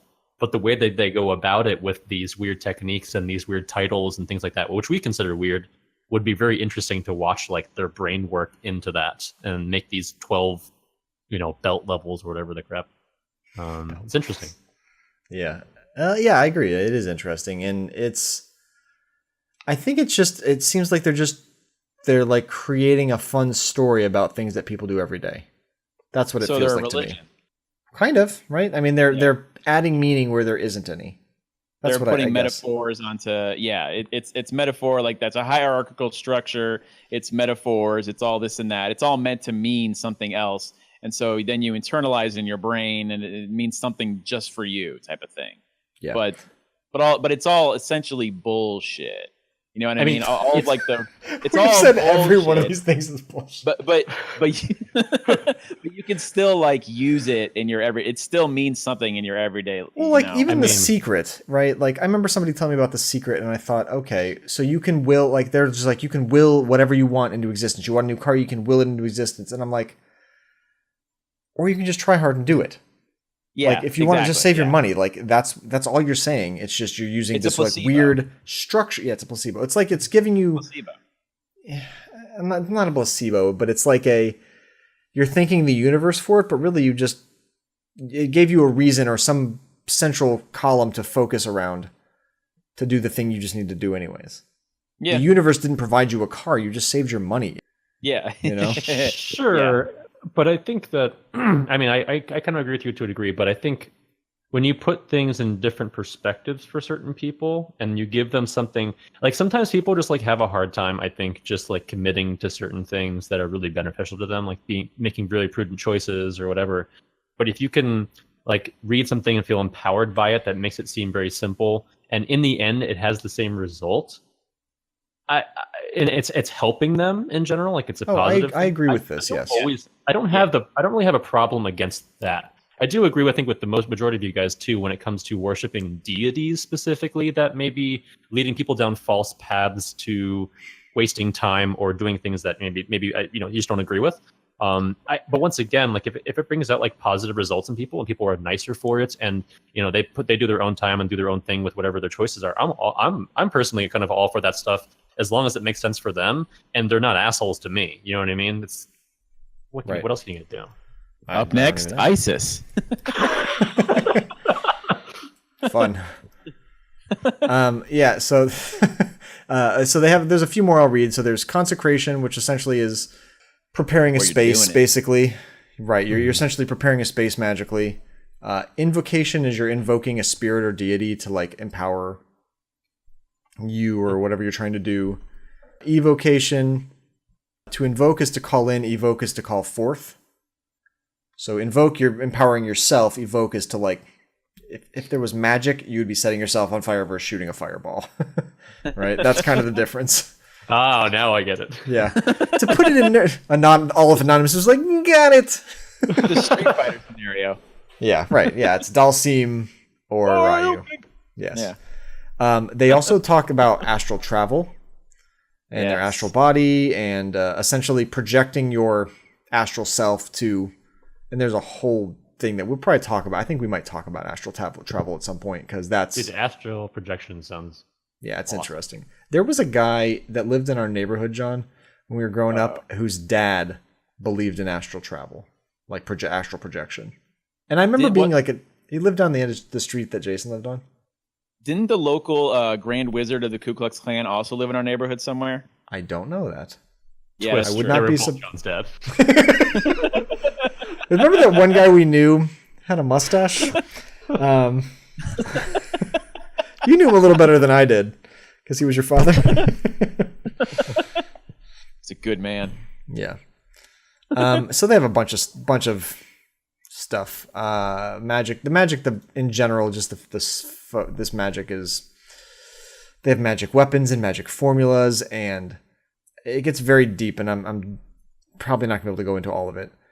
It's fascinating, though. Honestly, I find stuff like this very interesting because it draws like how many members did it have? Like, does it say like how many, like at the height of its like, or actually is it still around? It is. Yeah. So, right. It's still around. It just actually in 2008, it won a trademark case to like essentially trademark its name in Australia. See? So like there's some legitimate, so like it's sort of like legitimized itself in a way, right? Because these are all still human beings, but like how many people you think are like in this? I didn't see that anywhere. I don't know. Because like we're making fun of it, but like not to, punch up, but like Christianity kind of has some weird shit going on in the Bible, but like a lot of people around the world are fucking Christians. Sure. You know what I mean? So you're like, you believe a guy died and then came back 3 days later. Well, that sounds kind of crazy, but we're making fun of like people that are into like sex magic. And I'm like, well, you know, like pick and choose what you want to believe in, but it's all bullshit. So, you know, there was a turning point though, some couple hundred years ago, between that transition where we went from like the old occult magic style of belief into this new age of science, right? So there was a transition there that other like deistic religions, if that's even the right term, I don't think underwent, because they kind of were like, listen, we're still putting all of our eggs in this basket. This is my perspective. But when that science big transition happened and people were like, oh, we can explain the wind to a degree, and we can explain the way that water moves, and we can explain all this stuff with how the sun works and how plants grow. Like, we don't really need to say that magic does it. We can kind of like put that on science now. I think that kind of devolved for a while, and that's why it's, you know, some of that stuff kind of fell away, but other religions like Christianity kind of continued. Because they're not trying to, but they're not trying to explain the wind. Yeah, it's different. Like, they're trying to explain different things a little bit. They're both belief systems, but I think they're trying to do different things. Yeah, and so you asked how many members this has, and it says worldwide it has probably less than 2,000. Oh. Which is really small. Very small. Well, now very small. Well, it's not small. You can't use the word small. You say you got that's bad branding. You say it's exclusive. Yeah. Yeah, maybe. Yeah, I mean, it is pretty exclusive, to be honest. I mean, are you guys members? Exactly. Are you a perfect magician? No, but I'm a Rex Semankness, whatever it's called. I'm more of just I'm a number 11. Yeah. I'm rank 11. Oh, what's that one called? Well, rank 11. Hey. And then rank 12 is like... I was gonna say, hey, my used car salesman's a 12th degree bullshit, if you know what I mean. Bullshit magician. He's the best. Yeah. So the whole thing is he eventually died. There was like a fight over who would become the next leader. It kind of petered out for a while and came back, and then who owned the copyright, who could run it, all these things. But there are lodges. There's here it is. As of 2014, it has 1,500 members and 62 local bodies. Not bad. Not terrible, but I mean, how are these bodies on a scale of 1 to 10 though? I mean, like, what are we talking? Pretty low, I'm gonna guess, based on the pictures I've seen of the guy. Even the victims for years and years of sex magic, they're looking pretty bad. Disgusting. Are they like signing people up like outside of a Safeway type of thing? Like, do they just like, you know, hey? I think the idea is you have to be brought in by like another member. Like, that's you. I think you can probably ask to join if you were interested, if you sought them out. But then you have to get like, essentially they have to like vouch for you. Like, that's how you progress through a lot of these ranks, is like by the other established members vouching for you, and then you perform these rituals that are very like ritualistic and ceremonial, and they have like magic type, you know, symbolism and imagery and all this, like the kind of stuff you think of as like occult rituals. I have to be honest, knowing now that they only have less than 2,000 members worldwide, if somebody walked up to me and like told me they were one and like, listen, we think you could be a really good bullshit magician, we want you in our cult, I'm like, I'd kind of be flattered, actually. I'm like, really? Yeah. There's only like 2,000 of you. You're like, yeah, you're 2001, pal. And I'm like, yes, thank you. You know what I mean? Magician. Mom, you won't believe what happened today. Oh my God, all my dreams. I finally made it. I quit my job. All right, I don't really have a lot more. The Order, I thought when I got into it, I thought it would be more, they're like trying to control the world. That's kind of what I thought when we got into secret societies. It's kind of refreshing that they're not trying to control the world. They're just trying to like hang out, have sex, and make themselves look awesome and be badasses. So. Right. They're mostly trying to like self accomplishment, kind of.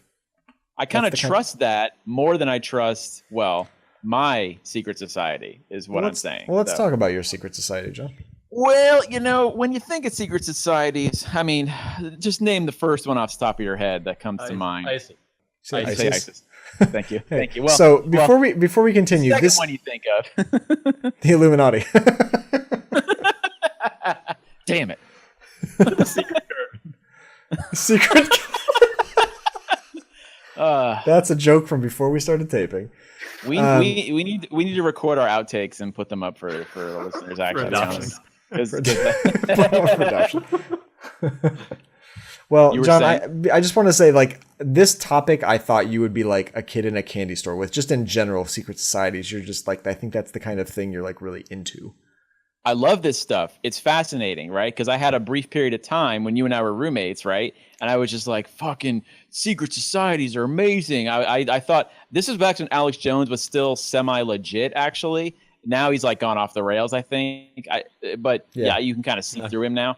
He's still Anyways, so were you like, following yeah, Alex Jones?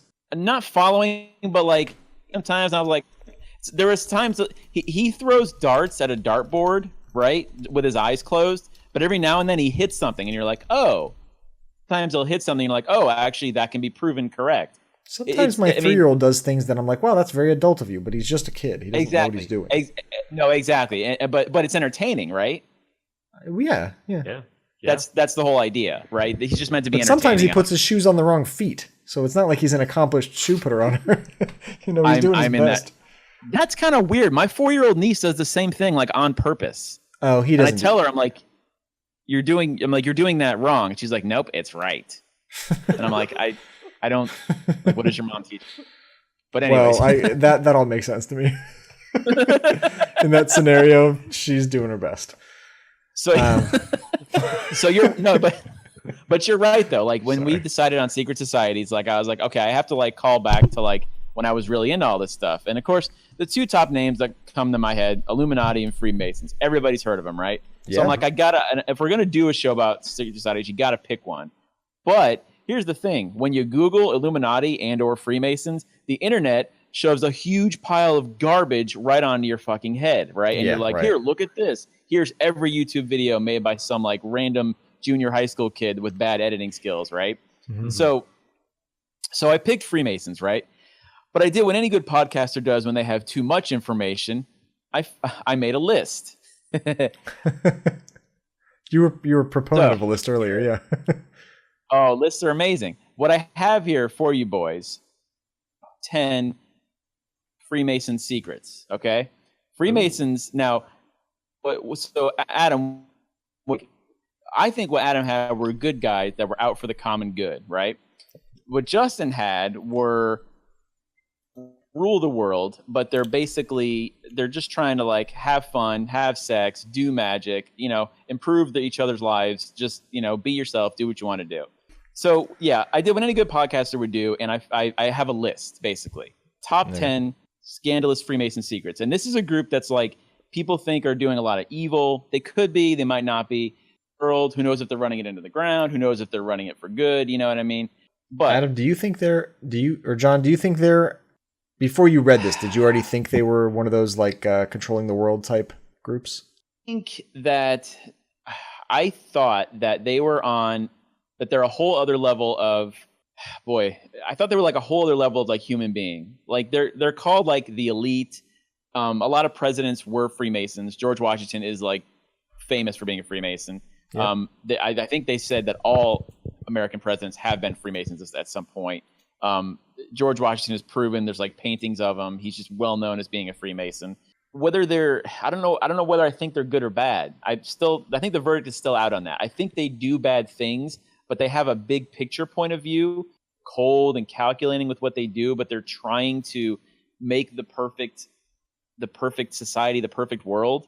And I think sometimes a lot of bad things happen as a result of that, but they can't really be worried about those things because they're looking at the big picture.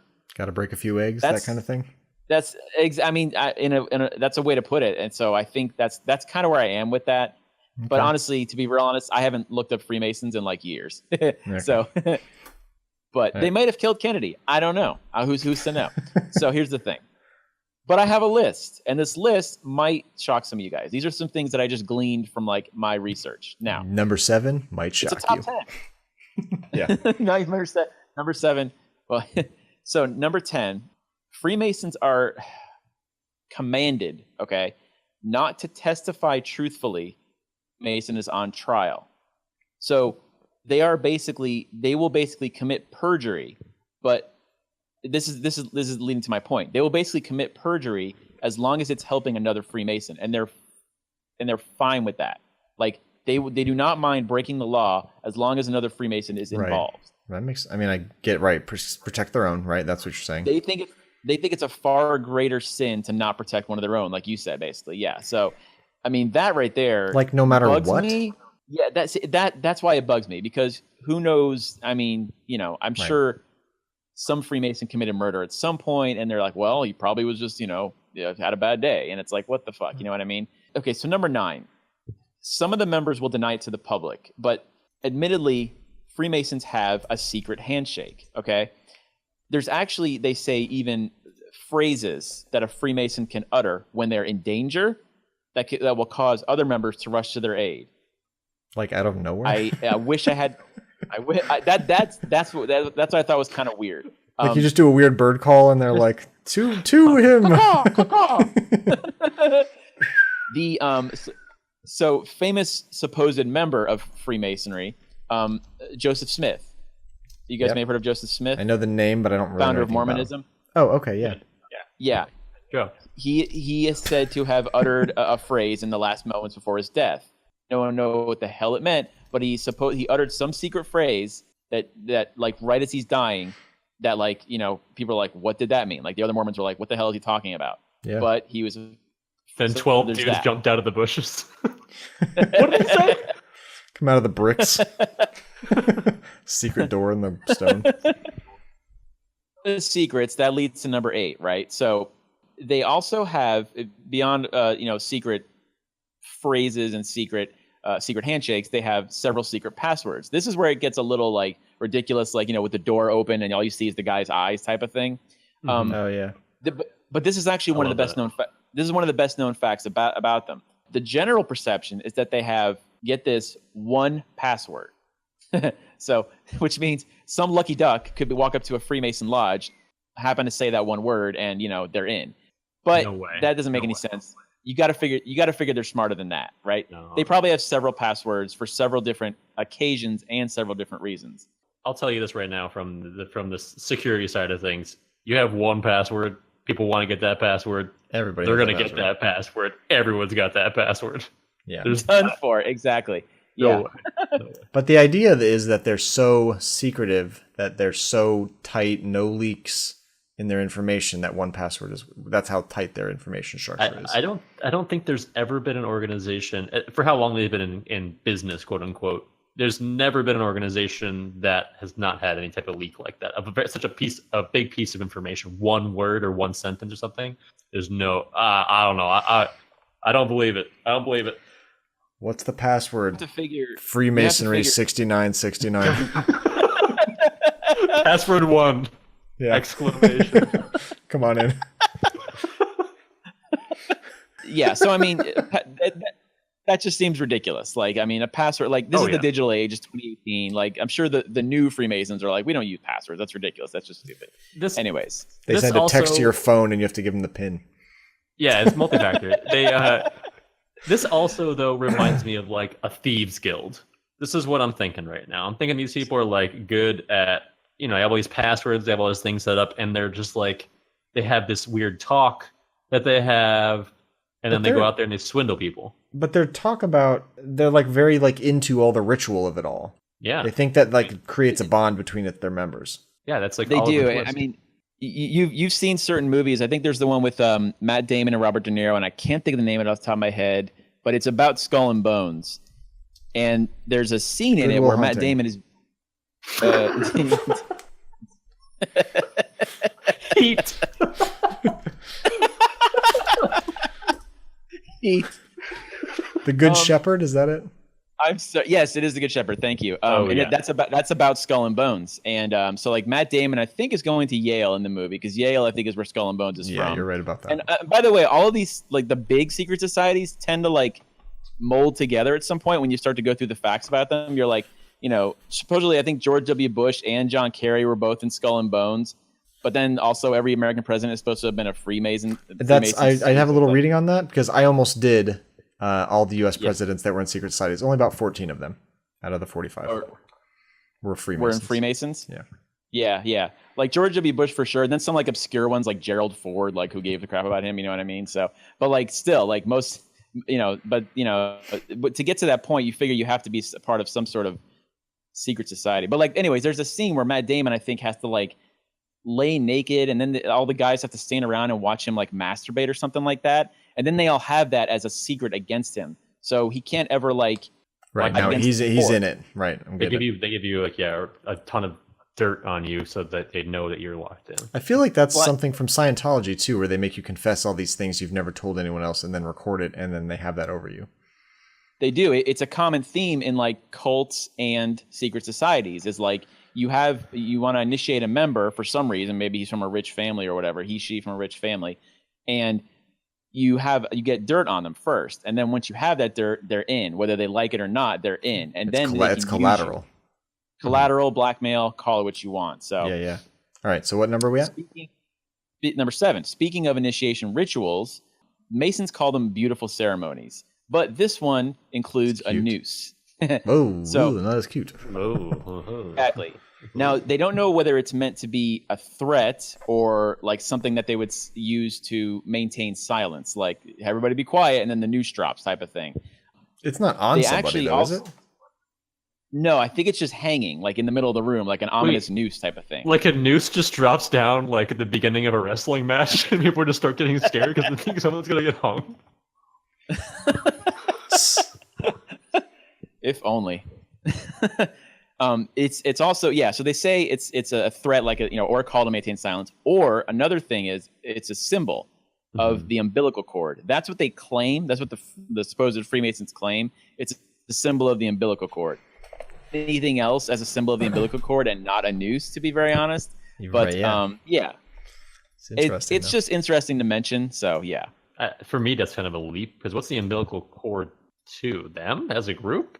Plus, when a baby comes out and the umbilical cord is wrapped around its neck, it's really it's a bad. Yeah, but but you already get the hanging from the noose. Like, what does the umbilical cord have to do with it? Does it mean like that? Like they're the mother and you're the baby or something? Like, I don't understand why.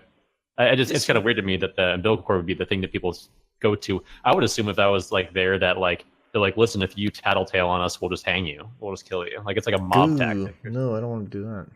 That's what the common non-Freemason would think, right? So the Freemasons are like, we don't use it to intimidate people. It's just a symbol of the umbilical cord, which I guess is like their benign explanation of it. Okay.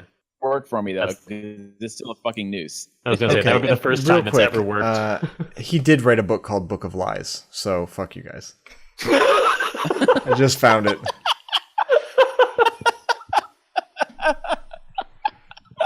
Wow, you were right the whole time. I just found it in my notes. Nailed it.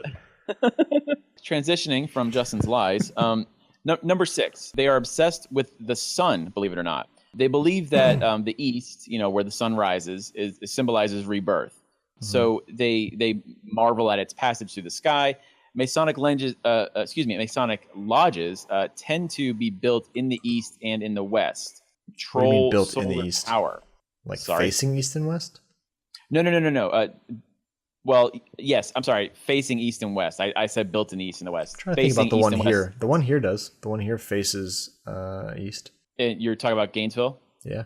Oh shit. That is, and yeah, it does face east. Yeah. Or yes, it does. Yeah, it faces. No, east. It faces west. No, it doesn't. It's on the west side of the street. And it's facing east. I left that one horse town a long time ago. I don't even remember. I know. But their thing is it's an attempt to control solar power for their own purposes. Okay. It sounds a little like they were trying to incorporate like a pagan religion into their thing. I think a lot of these things have that. Which most big religions did back. You wanted to if you wanted to, take over another religion or group, you just say, over here. So like the Christians took on the Christmas tree and stuff like that, in order to just because it incorporates those people. Right. And in a sense, it defeats them, to be very honest. So that's the real goal. You get more people into your group, and now they just think they're, it's been their group the whole time. So got it. All right. So what number are we at? I'm sorry, number 5. Yeah, okay. All right. Number 5. So nice. It's impossible to be one, by the way, if you're an atheist, which I feel like is kind of a weird rule. Because how do you know? That's rule 5? I mean, yes. We don't allow atheists? Masons, they do not allow atheists. Yes. I don't know how you can tell somebody. I think the thing is because this is something I read about Freemasons. Every member professes a belief in a supreme being, not necessarily God, but a supreme being. So an atheist there is no supreme being. So of course, it doesn't even matter what higher power it is. You just have to believe in something, basically. Yeah. Yeah, and you have to. Yeah. Why? Why is that a prereq? Because it seems a little simple for Freemasons. It's the compass and the compasses and the it's got the G in the middle. Yeah. Mm-hmm. The G is for God. Square and compass. Compasses, yeah. So but the G in the middle stands for God, basically. So you have to believe in. Sometimes there's no G. Really? Sometimes, yeah. Sometimes it's I've seen it without a G, but I've seen it with the G too. Everywhere. Yeah. Do you know the icon we're talking about? Yeah, I know the icon. Okay. I just don't understand why there has to be a god involved in the Freemasons. Well, I guess we'll get to that. I'm just curious. It's just interesting. All right. So what? They also exclude women. So it's Oh, you can't be an atheist. Yes, they do exclude women. Which is why I just rather be in Justin's cult anyways. So. But apparently, even though that there's no you can't be an atheist, there's also no discussion of religion, and you can't discuss religion or politics. What? It's banned. Those things are banned in modern Freemasonry. Outright. Yeah. Like maybe you have to say it in like secret language. Yeah. Like Pig Latin. Yeah. Yeah. He-Man Women Haters Club from Little Rascals is what this sounds like. Basically, yeah. Actually leads me to number 4 is that their whole thing is to control politics and finance in various countries. Their whole thing. To what end? What are they trying to control it for? That's the thing, and that's the same question I had for both you guys. Is like, what is the end goal of all these people? Yeah. So that's the thing. Yeah, the corruption of Masonry is sort of well documented, as it were. When you say well documented, what does that mean on the internet? But obviously it's covered up. There's 500,000 in England. People? Think about that. There's 500,000 people that are. Yeah, it's a popular group. True, and probably which makes sense because England's a very old country, anyways, and Mason's been around for a long time. But they're but in England, those 500,000 Masons are like disproportionately involved in things like banking, politics, and government, to the point where in '99 they actually made a law in England saying if you are going to be in politics, you have to disclose whether or not you are a Freemason. Interesting. Really? That's like a thing. Yes, you have to disclose that. Now, how do you force someone to disclose that? I mean, if they're so awesome as Freemasons, what are they going to be like, yes, I am one of England now? You know what I mean? Like, what's the... Is there discrimination against Freemasons? Oh, hey, check this out. So apparently that policy ended in 2009.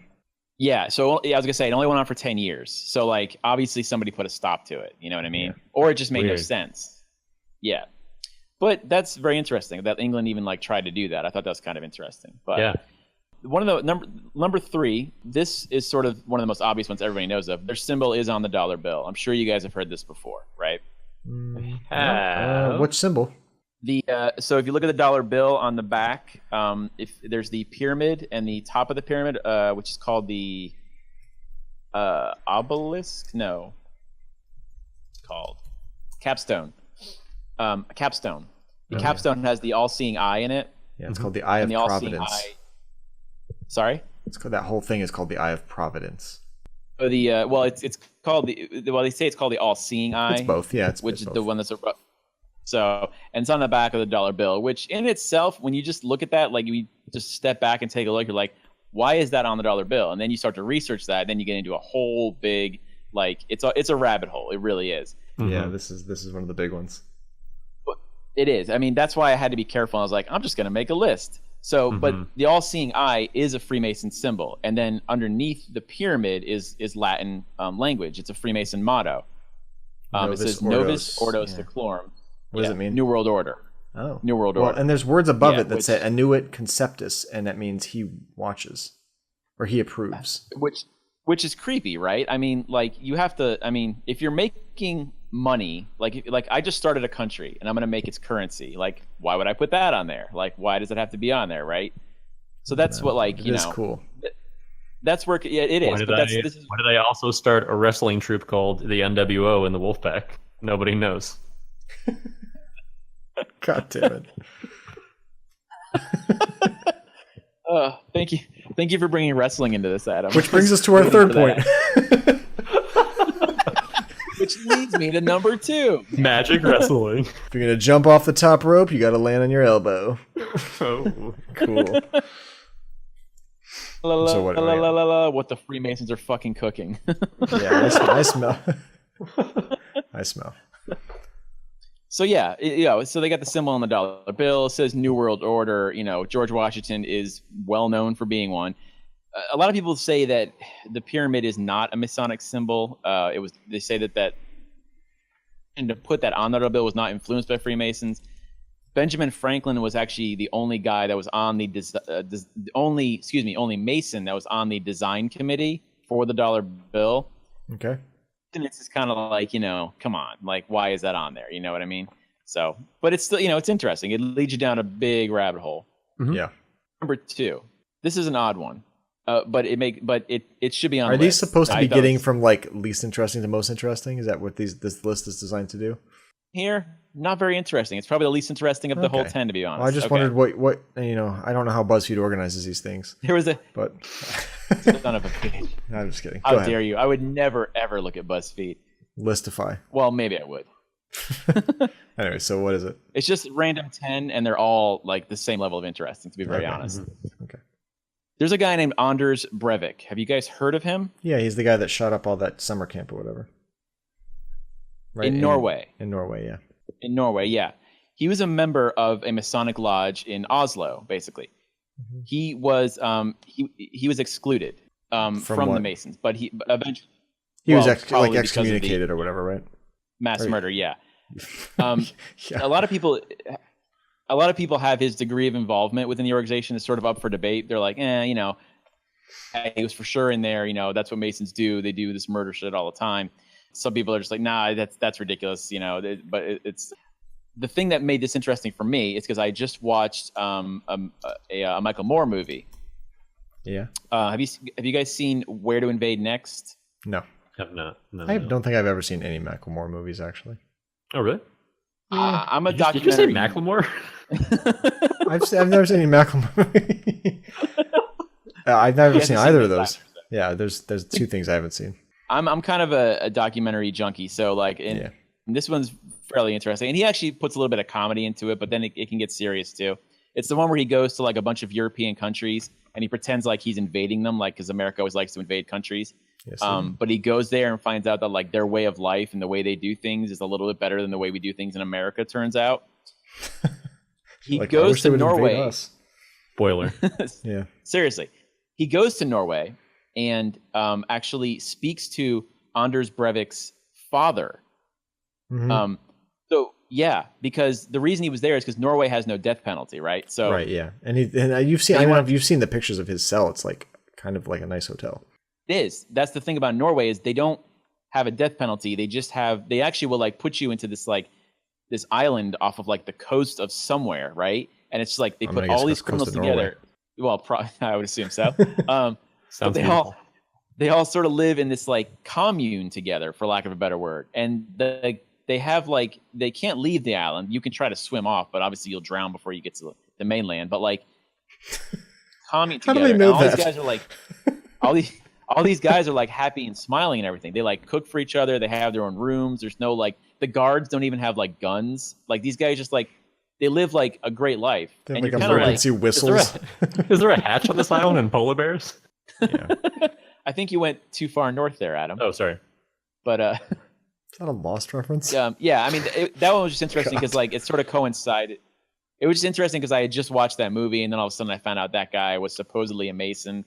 And like, it was like a big coincidence to like rang bells off in my head. I was like, oh, that's kind of cool. That's the number one. And number one. Actually, okay. You know what? This almost does go from least interesting to most interesting.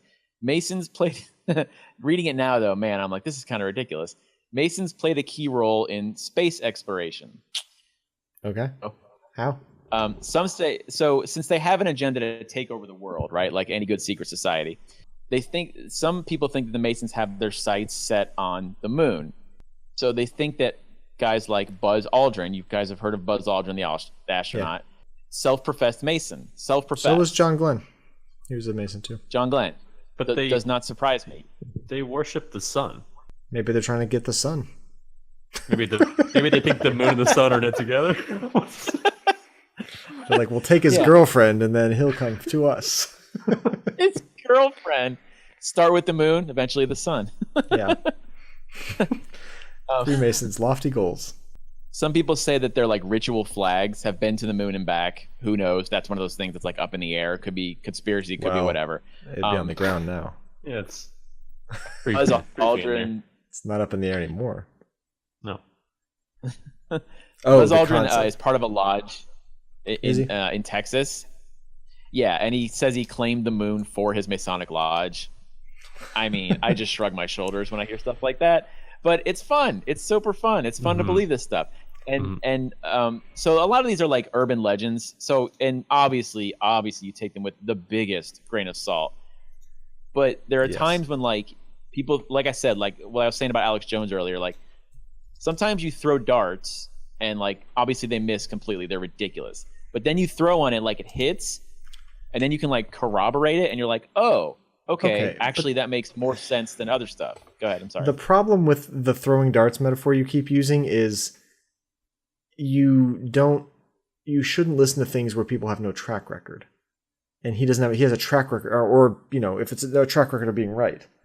Like he can't repeat he's wrong so much, then the one thing he did get right was complete coincidence. He's not a trustworthy source of information. Well, that's true. It's like you still have to wonder. Like, so he's basically pulling things out of the ethers, right? Like he's just like, let's make something up about this because you can find some wiggle room there for it to be something else that it isn't really. But then, like, there are times when, like my biggest, secret societies always leads to conspiracies, obviously. Oh yeah. So my biggest one that I think is the Kennedy one, right? And I'm not going to go into it because I'll take up a whole damn podcast. Do not.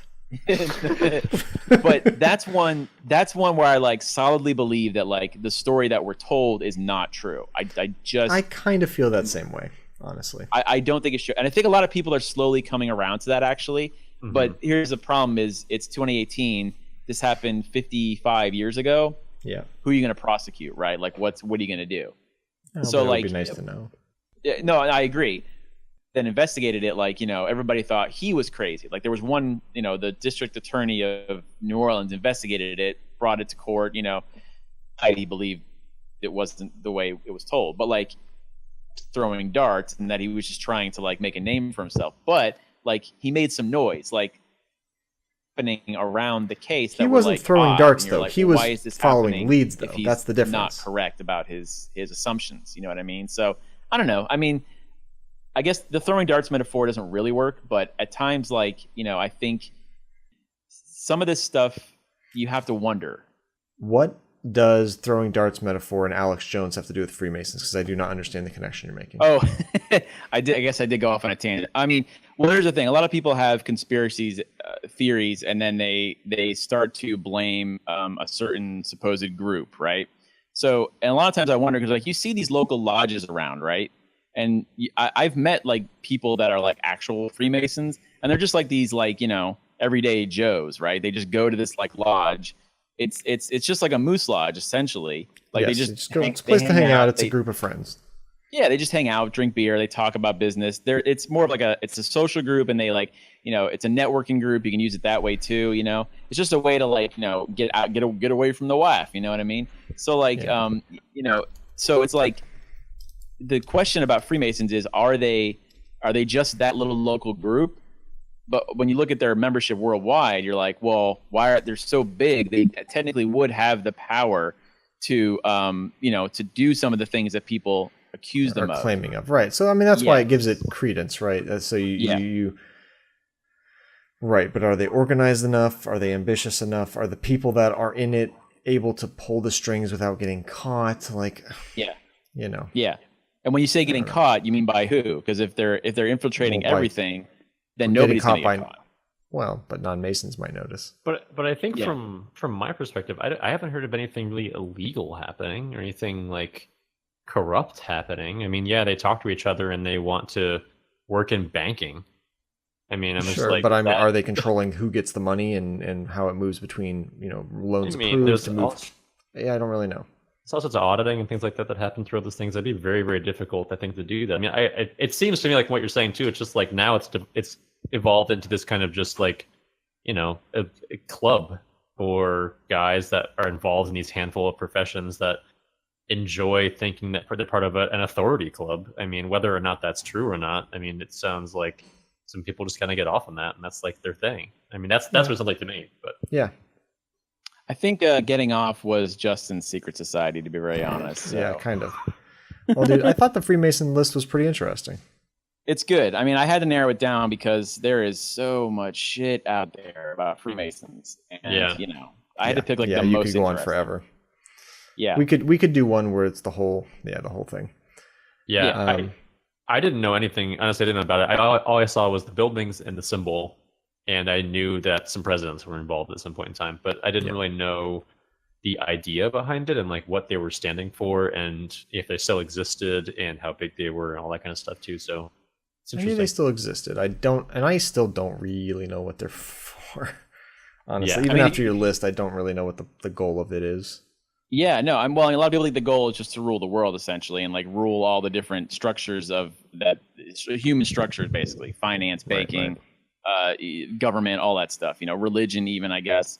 But I mean, you Google Masonic Lodge, you'll find 3 or 4 right around you, right? Yeah, there's cities, so yeah. But I think one of the we all kind of came away from this, which was kind of interesting. I think that this kind of all begs the question: if these secret societies have some of these either loftier goals or don't even have well-defined goals to begin with, or at least that we know of from our investigation.